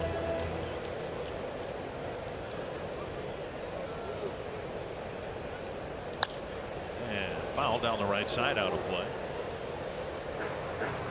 Now this is only his 5th start for the Braves. In his 2nd start coming in Chicago against the Cubs, he threw 113 pitches. Had a no decision in a Braves extra inning win over the Cubs. It's hit to right field, and Francoeur retreats near the track. 1 down. That'll bring up Max Kepler. Saturday, July 30th, the Twins take on the White Sox. The first 10,000 fans get a Snow Globe presented by Toro. For tickets, go to twinsbaseball.com/tickets or call 800-33-TWINS. Kind of a curious giveaway, something I bet has only been done in Minnesota. A baseball player Snow Globe. Think he's ever seen snow? Well, on the Caravan, maybe. Yeah, well, and I think in the Midwest League, he would have. Here is Kepler, 0 for 2, a couple of ground balls to the right side. In that White Sox series, by the way, the Twins aren't expected to face Chris Sale. He's supposed to pitch Thursday against the Cubs. After his 5-game suspension? Now, what'd you think about all that? The whole business of him refusing to put on the throwback jerseys and cutting them up in the clubhouse. I can see you can refuse. I don't know. I don't know why he would do what he did. That childlike, I guess. I don't know. I was not there. I know Chris Sale is one of the spokesperson for the Chicago White Sox. He's come out against, remember, Adam LaRoche's right on the ground again to the right side, picked up by Beckham. Deal in spring training. 2 down. I'll bring up Vargas. Well, it put the team in a terrible spot because they basically had a bullpen game without a starting pitcher and at very short notice.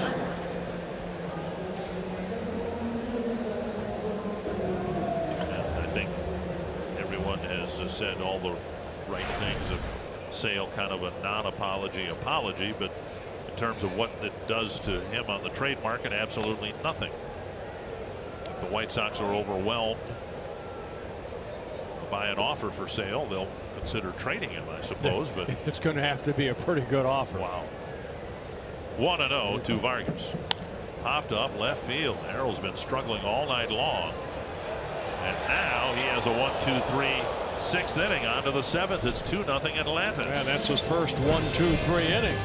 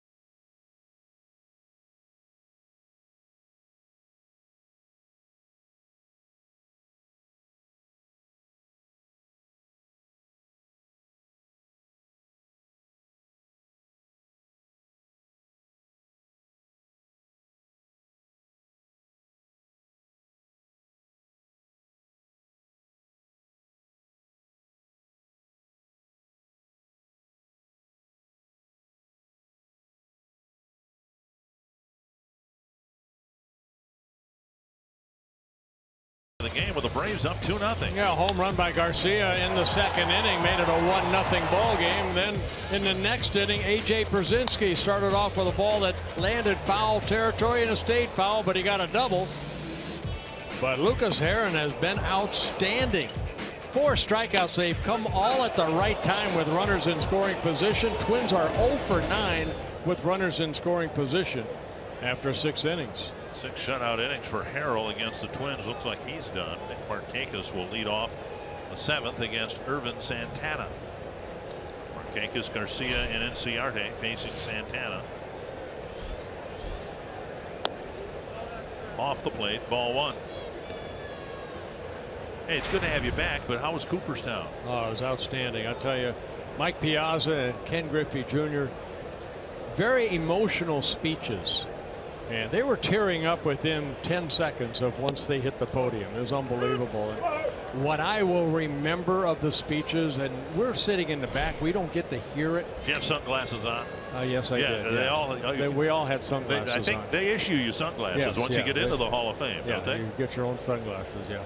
And you leave them in a locker there. But the relationship between Mike Piazza and his father, I mean, his father's sitting right in front of us in the first row, of course, his family. And he was tearing up and almost like a bawling type of celebration. It was a beautiful thing. 2-1 to Markakis, and now a strike. And we had a lot of guys there. 51 former Hall of Famers were there. So represented very nicely. And Jane Forbes Clark of Cooperstown, that owns Cooperstown and the museum, and Jeff Idelson, they put on a first-class show. Over 50,000 people were there. 3-2 to Markakis. He'll be followed by Garcia and Inciarte. I know you have been there a couple times. Well, I've been lucky because I was there for Harmon's induction in '84. He was my broadcast partner, and then I was there for your induction as my broadcast partner. Strike 3 call with Santana shaving the outside corner. And strikeout number 4 for Johan. Markakis doesn't like it, but it looks like a perfect pitch. It's the difference between ball 4 and a leadoff walk, or strike 3 and the first out of the inning. And that'll bring up Garcia. Well, how'd you get through your speech? To take a look at it. Oh, it's down and away. It wasn't that close. You know what? I mean, because Suzuki, I thought, did a good job of holding it there for a second. He looked like he pulled it up a little bit, but nice pitch. Harmon broke down during his speech back in 1984, talking about his family and his mother and father raising the boys and all that. And there you were with your mom, resplendent in her beautiful hat and dress in the front row. And how in the world did you get through that? Did you? I bet you didn't even look at her, did you? Oh yeah, I did. Did you? Yeah, they said, you know, don't look at your family right off the get-go, and that's what Ken Griffey Jr. and Mike Piazza said they did. As soon as they saw their family, they knew the importance. I thought it was great. High fly left center field into the twilight. Buxton over. Rosario lost that ball for a while, but Buxton tracked it all the way. 2 down. And that'll bring up Inciarte. Going back to our carsoup.com trivia question, I believe the answer is Mark Lemke. He had a whale of a series for the Braves, and had the Braves won game 6 or 7, he might have been named the MVP. No, it was Terry Pendleton, who was a teammate of Mark Lemke's. Yes, he was. Pendleton now the bench coach for the Braves. Boy, he could hit.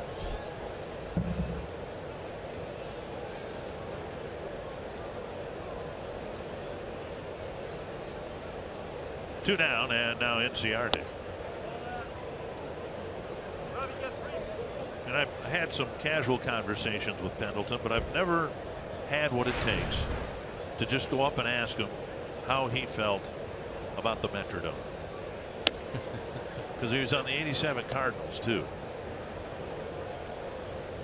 and could only, as a switch hitter, of course, he could only hit one-sided. Yeah, he was hurt. He was hurt. Yep. Could only hit, I believe, right-handed.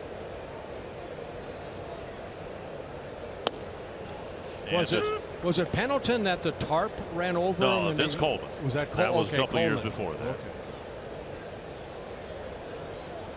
Pendleton saw the Twins win games 6 and 7 against the Cardinals, and game 6 and 7 against the Braves. And now 3-1 to Inciarte with 2 gone in the 7th.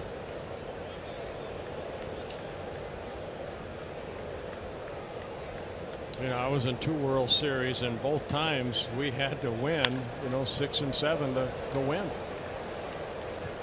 He's hit for Inciarte and now Francoeur. It was Pendleton who hit the drive to left center field. Lonnie Smith was at first. Did they deke him?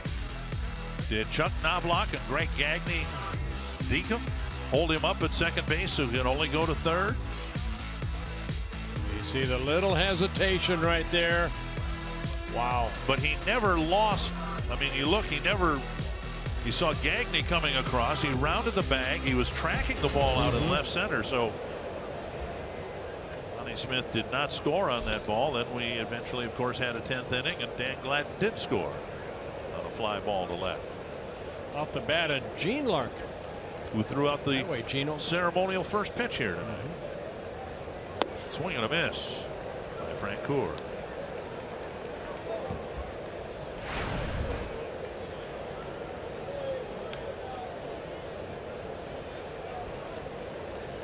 Braves out hitting the Twins 5-4, but the Twins have been shut out through 6 innings. Same pitch, same swing, same result. 2 good sliders.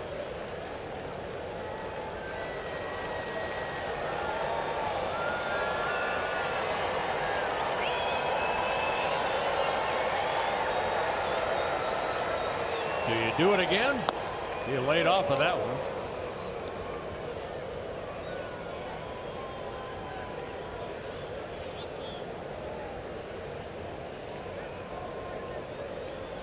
One and two. Francoeur and Santana were teammates in Kansas City in 2013. The only season Santana pitched for the Royals. And Suzuki sitting away again. And up the middle, a solid single. They stayed with a slider, and Francoeur, credit him. He went down and hit that ball sharply up the middle.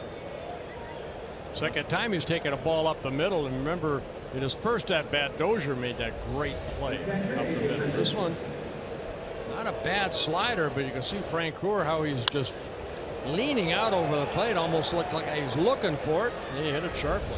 Might have been looking for it because he threw it to him three pitches in a row before that.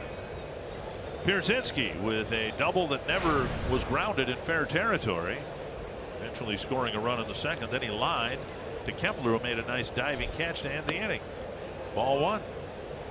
Well, suddenly a delicate spot here for Santana because he's already down 2-0.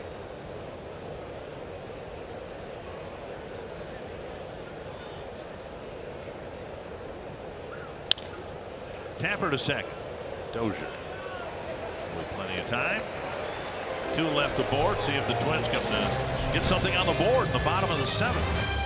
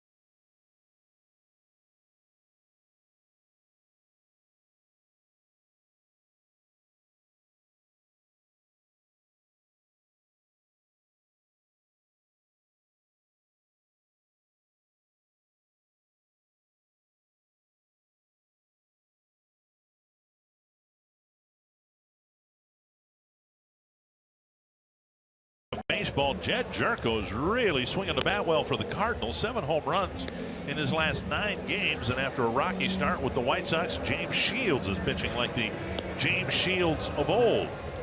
And all-star catcher Wilson Ramos in Cleveland, his 15th home run of the year. 54 runs batted in for the Nationals catcher. Santana pitched around a couple of 2-out singles, and now the Twins, who couldn't do anything against Lucas Harrell, will try to do something against hard-throwing right-hander Mauricio Cabrera. Yeah, Cabrera just 22 years old in his rookie season with the Braves. Spent the first part of the year down in the minor leagues, AAA, and then called up on June 27th, making just his 13th major league appearance. He'll light up the radar gun. He can throw it over 100 miles per hour. A young man from the Dominican Republic. There's Rosario 0 for 2.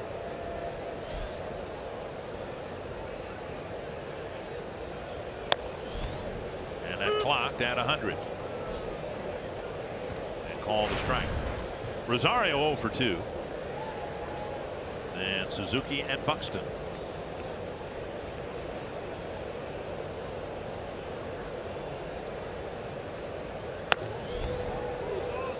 Braves have an 8-man bullpen. 4 left-handers, 4 right-handers.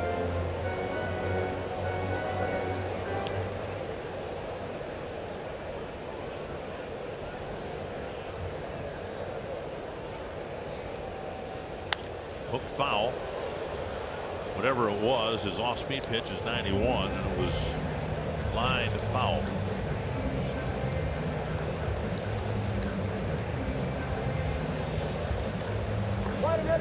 He's called up from Double-A back on June 27th. 1-2. 101, but wide.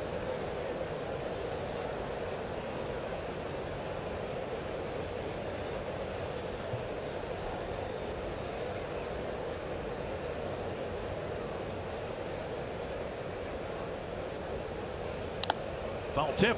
Pierzynski can't hang on.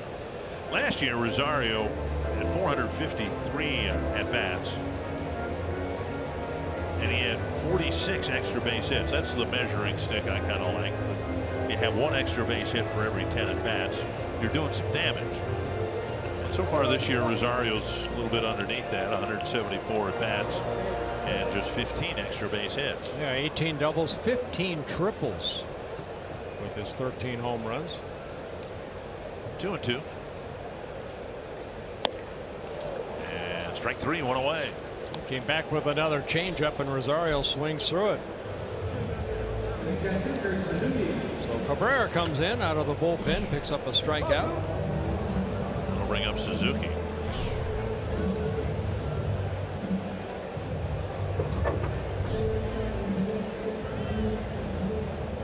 Suzuki is 0 for 2. A fly to center and a pop up to first.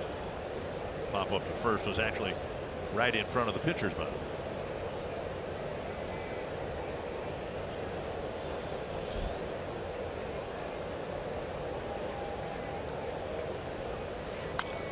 Bounced foul.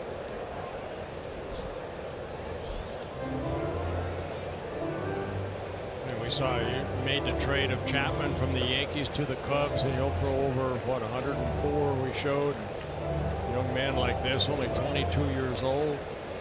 Cabrera. I always think of Nolan Ryan, how he could maintain that velocity at over 100 for 9 innings. And Suzuki drives one into the left field corner. Rounding first, he's got an extra base hit with 1 out here in the 7th inning. First extra base hit for the Twins, their 5th in the ballgame. And he turned on a 101 fastball, and he hit it right down that left field line. We saw him turn around Aroldis Chapman earlier this year. Got to be quick, I'm sure. I don't know if I've ever faced 100 miles an hour. I did face Nolan though before. I'm guessing. I can honestly say I never struck out against him. Really? Yeah. You bunted. Yes. You're darn right I did. And there was nobody on base. No. Here's Buxton. He's singled to center sharply after drawing a walk on 5 pitches in the 3rd.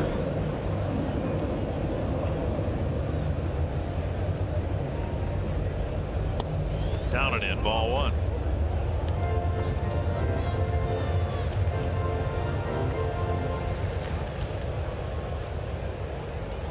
Twins have been hitless with runners in scoring position tonight, with ample opportunity. Wow. Pierzynski with a nice block. That ball landed 2 feet in front of the left-handed batter's box. Yeah, that's a breaking ball right there. We mainly seen the fastball, then the changeup, and the breaking ball landed in front of home plate. But AJ turning his body and utilizing that chest protector to deaden the ball. And Suzuki has to stay at second. 2-0.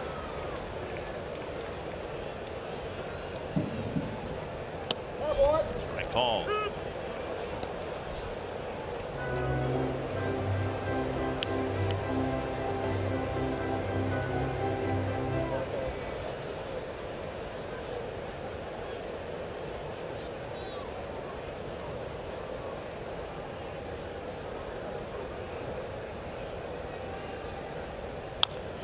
And now 2-2.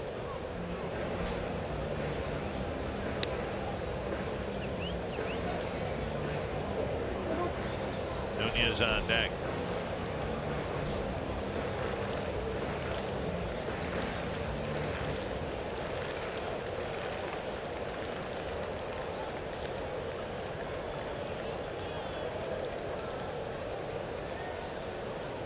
Two and two to Byron Buxton.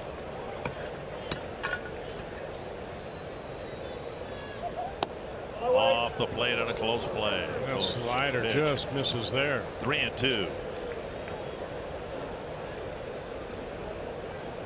Twins took a walk in the 1st inning, got a single in the 2nd, a walk and a single in the 3rd, walk and a single in the 4th, single in the 5th, and now a 1-out double. I've seen 101-mile-an-hour fastball, 85-mile-an-hour breaking ball. And the breaking ball strikes him out. He went back with it at 85 miles an hour. And Cabrera picks up his 2nd strikeout. And that'll leave this 7th inning rally, if you will, to Nunez.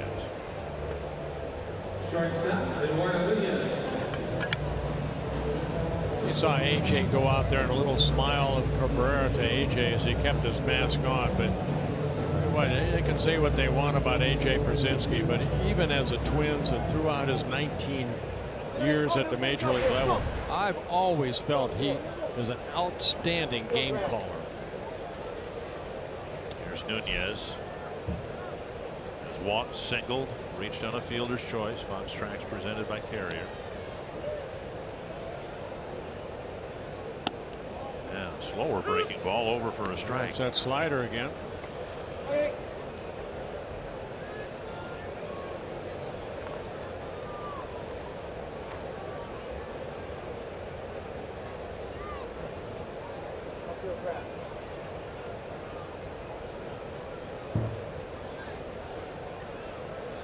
High fly to left field. And Peterson is back short of the track to make the catch. Yeah, got in the kitchen a little bit. Twins shut out through 7 here, trailing the Braves 2-0.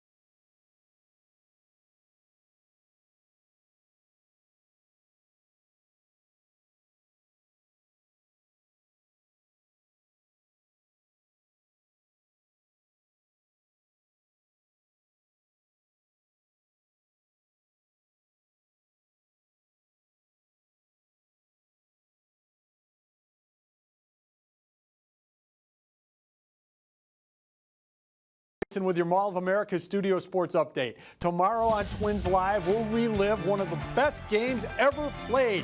Game 7 of the 1991 World Series. Gene Larkin will talk about his game-winning hit, and John Smoltz and our Jack Morris will talk about the pitching. Wow, what a game. I watch replays of that, and I still get nervous watching it, even though I know how it turns out. You know what, 25 years ago, I guarantee you another 25 years, if the Twins don't play the Braves, they'll still talk, and we play the Braves 25 years from now, they'll still talk about Game 7 and the whole series. Santana against Ibar to start the 8th inning. You know, I remember thinking, well, the Twins have a clear advantage with veteran Jack Morris on the mound against this kid Smoltz. John Smoltz wasn't a kid. By the time he'd, gone through the 91 season and pitched through the playoffs and into the World Series, he had accumulated over 700 innings in the big leagues. That year in 1991, he pitched 229 and 2/3 innings. He pitched 231 and 1/3 innings the year before. Fly ball left field, hanging in the air for Rosario. It's just we didn't know much about the Braves. He pitched in obscurity because the Braves were so bad.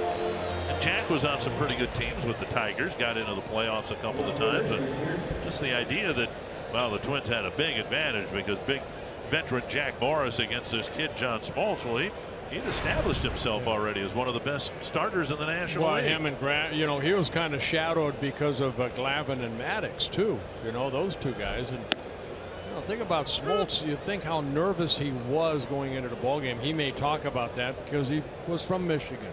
He watched Jack grow up, and pitch for the Tigers. And he pitched great. Pitched great in that series. Toe to toe. Yep. Against Jack Morris. 1-1 to Chase Peterson.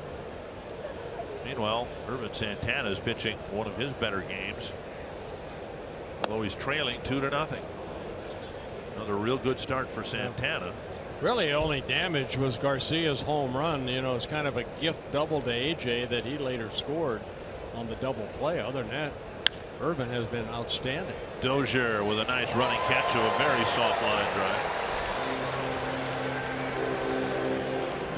John Smoltz talked about his mound opponent in Game 7 of 91. It's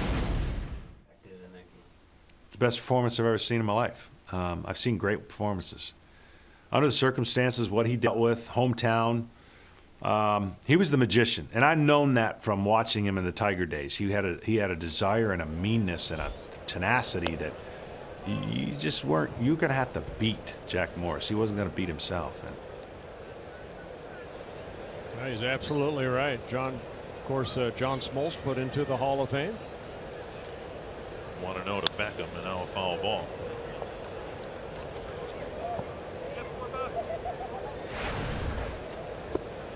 Beckham on the night struck out in the first, hit a fly ball to left in the third, and then struck out again in the sixth. Yeah, Santana has 4 strikeouts, 2 of them being Beckham.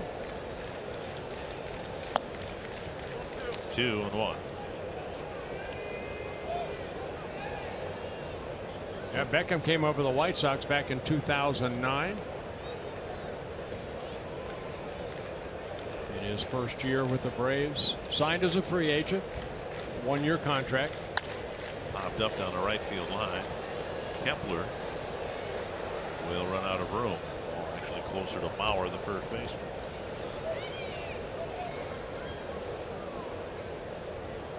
Chris Withrow and Hunter Cervenka.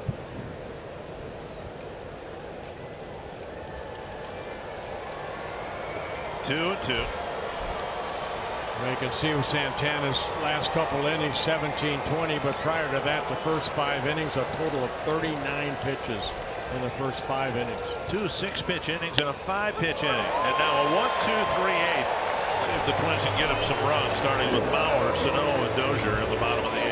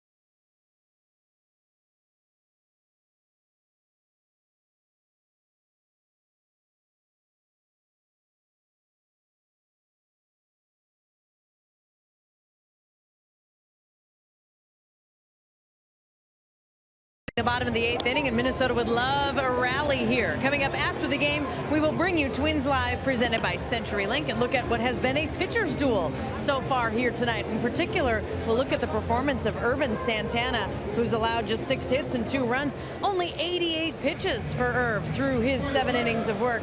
Plus, Brian Dozier and his fantastic defense tonight. He's made the same play 3 times, sliding to his backhand, making the stop and the out at first. And we'll hear from the manager, Paul Molitor. All of that is after the game, Dickenberg.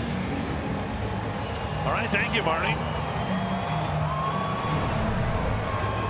Hunter Cervenka coming in. He will face Joe Mauer, Sano, Dozier, at least Mauer. Yeah, Cervenka in his rookie season with the Braves, part of that bullpen, getting called up in the middle of April. Fastball, slider.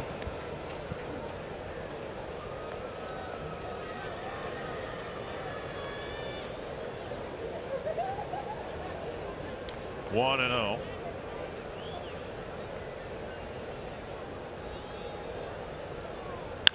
Driven to left. Peterson back and over. Leaps and makes a tremendous catch on the edge of the warning track. What a catch by Jace Peterson. That is an outstanding catch right there by the speedster Peterson. It almost looked like he was going to time his leap, and he timed it perfectly. Joe hitting this ball sharply. Peterson hustling over, and right there he knew he had to jump and leap to catch this ball. It looked like he hit it right in the middle of the glove. So a nice running catch by Peterson. He gets congratulated by his pitcher. Who now promptly comes out of the ball game. Cervenka was asked to get Bauer, and he gave up a bullet to left field. And Peterson made the catch, 1 away.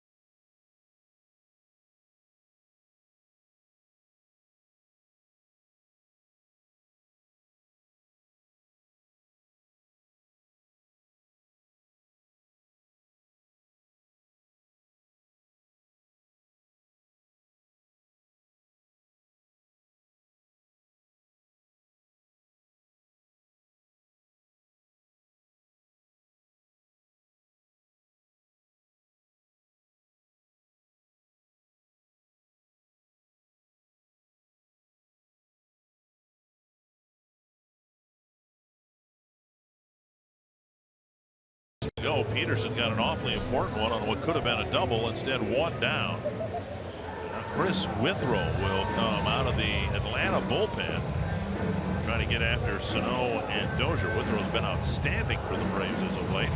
Well, you know, he started in AAA, got called up in April, sent back down the latter part of April, recalled, and he has really pitched well in this first season with the Braves, coming over from the Dodger organization, where he spent part of 2013 and 14 with the Dodgers.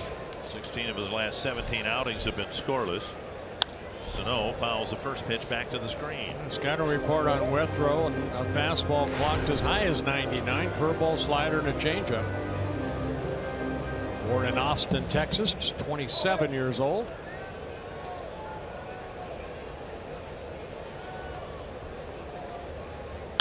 Popped up, foul, and out of play. He was a Dodgers #1 pick back in 2007 out of Midland High School in Midland, Texas.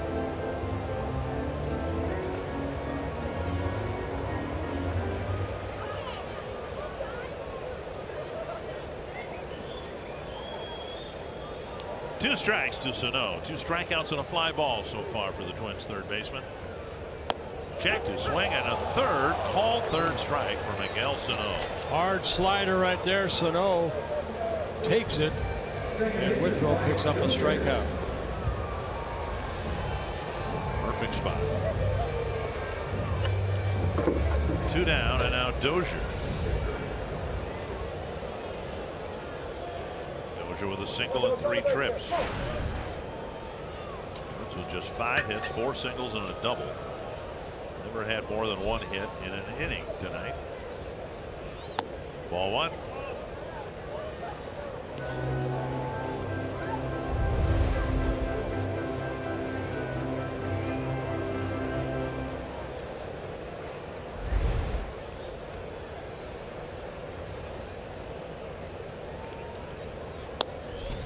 The outside corner. Oh, good fastball. Good running fastball right there, down and away.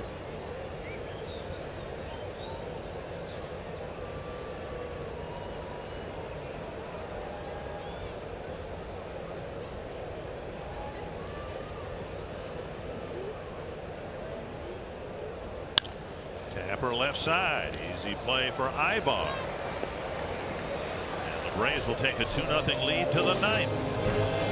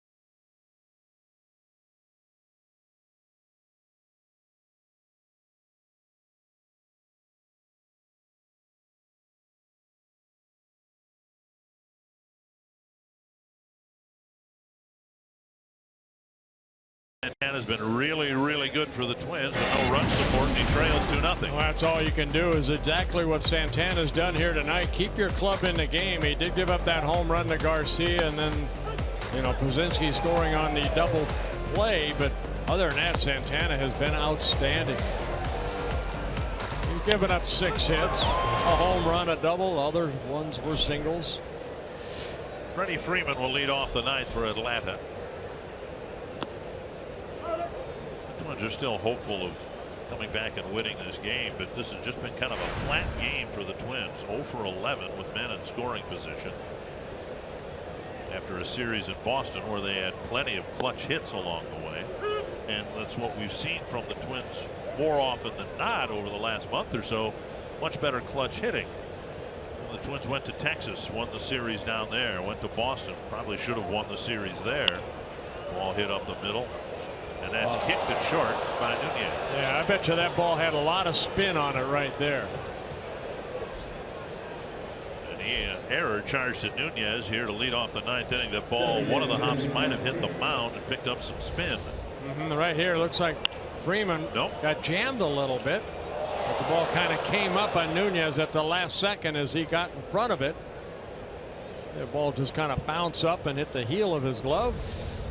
So for Nunez, that's his 11th error, and for the Twins, they're 71st. That's too many. That's the most in the American League. Marquez 0 for 3.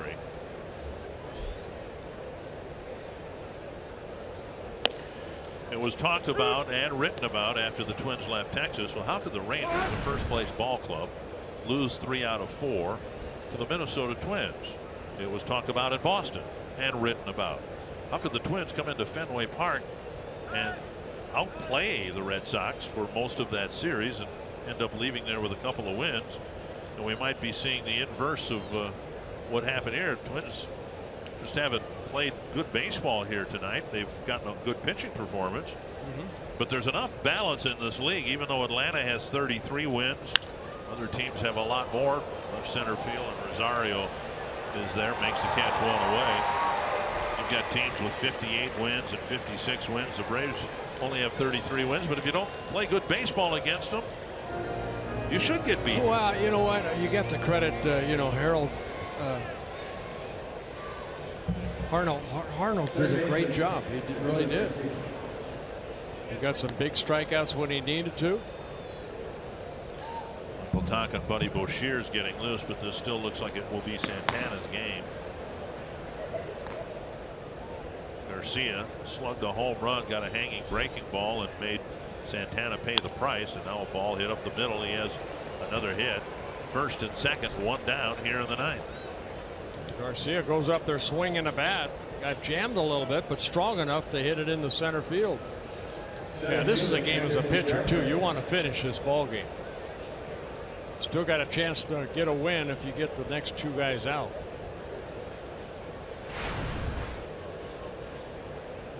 And Ciarte, the batter, singled his last time up to the Santana pitch sharply up the middle.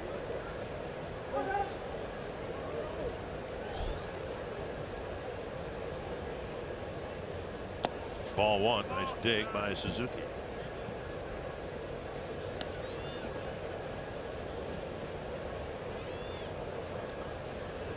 Neil Allen stayed in the dugout. Paul Molitor stayed in the dugout so far. So no quick trips. Need a double play right here. Out front, 1-1.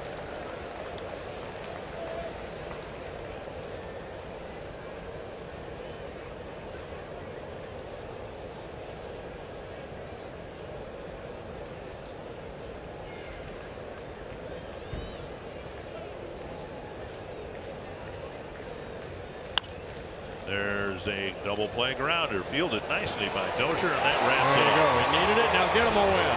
Quite a night for Irvin Santana. He's pitched 9 innings, but the Twins trail 2-0.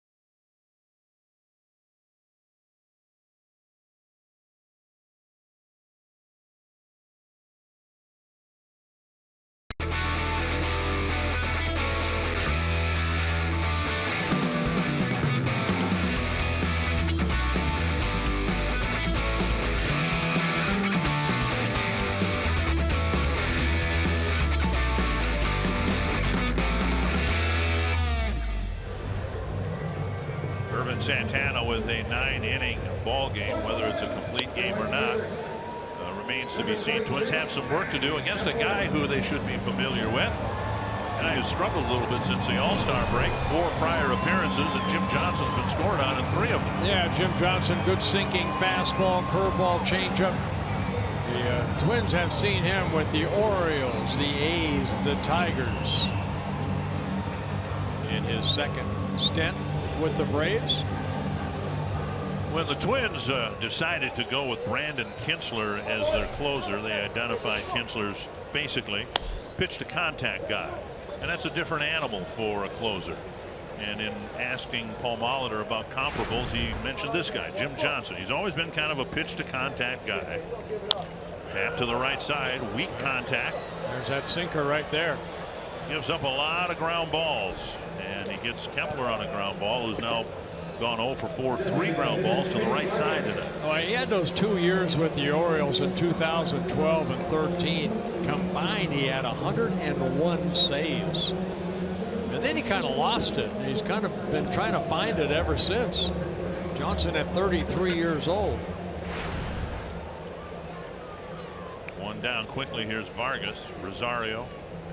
Suzuki would follow if given a chance. Twins have a bench of Danny Santana, who might run for Vargas if he reaches. Centeno, Escobar, and Grossman. Looks like Escobar's got the helmet out, ready to go. Here's a ball flipped foul, 0-2. Generally, Johnson won't walk you. Throws it over the plate. Although he issued 2 walks in his last outing in Colorado. In 1 inning.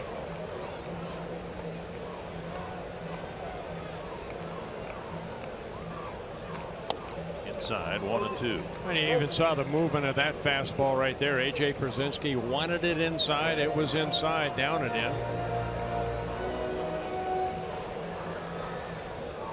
Last year split the season between the Braves and the Dodgers. Had 10 saves. Checked and swing. No swing. It's 2-2. A tight curveball right there. Vargas able to hold up.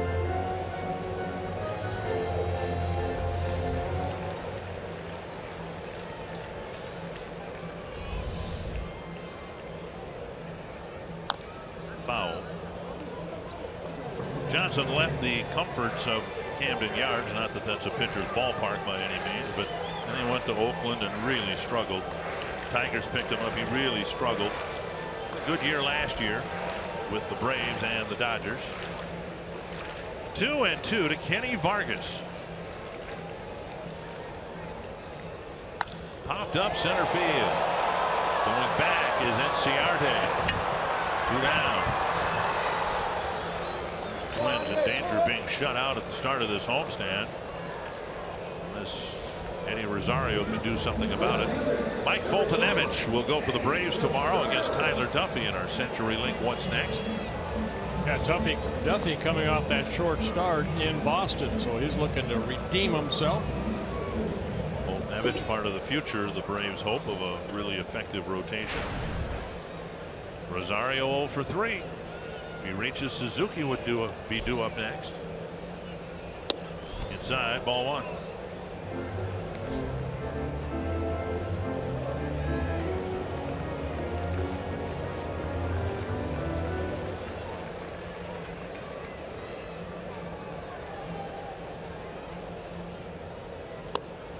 On the outside corner.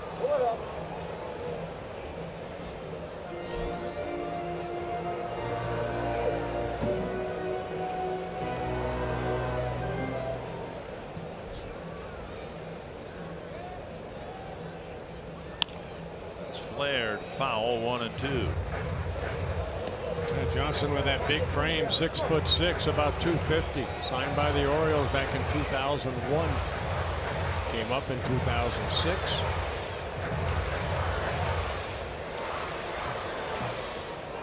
Comes down to their last strike. And Rosario checks.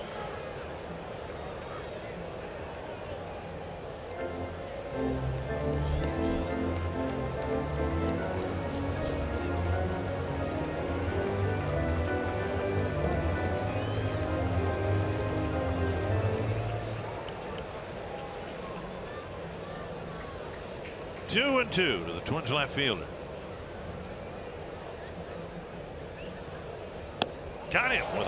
fastball. And the Twins start this homestand by being shut out 2-0 to the Atlanta Braves. Yeah, 5th time the Twins have been shut out this year. Good pitching, good hitting. The Twins were swinging the bat well, but not here tonight. And Tom Hanneman, the Twins had no problem scoring runs at Boston, but a different story here tonight as the Braves beat them 2-0. No, Dick, not the kind of homecoming Twins fans were hoping for tonight. Up next on Twins Live, presented by CenturyLink, we'll talk about Urban Santana's hard luck loss, what Brian Dozier did in the field tonight. We'll hear from Paul Molitor, and preview tomorrow night's Game 2.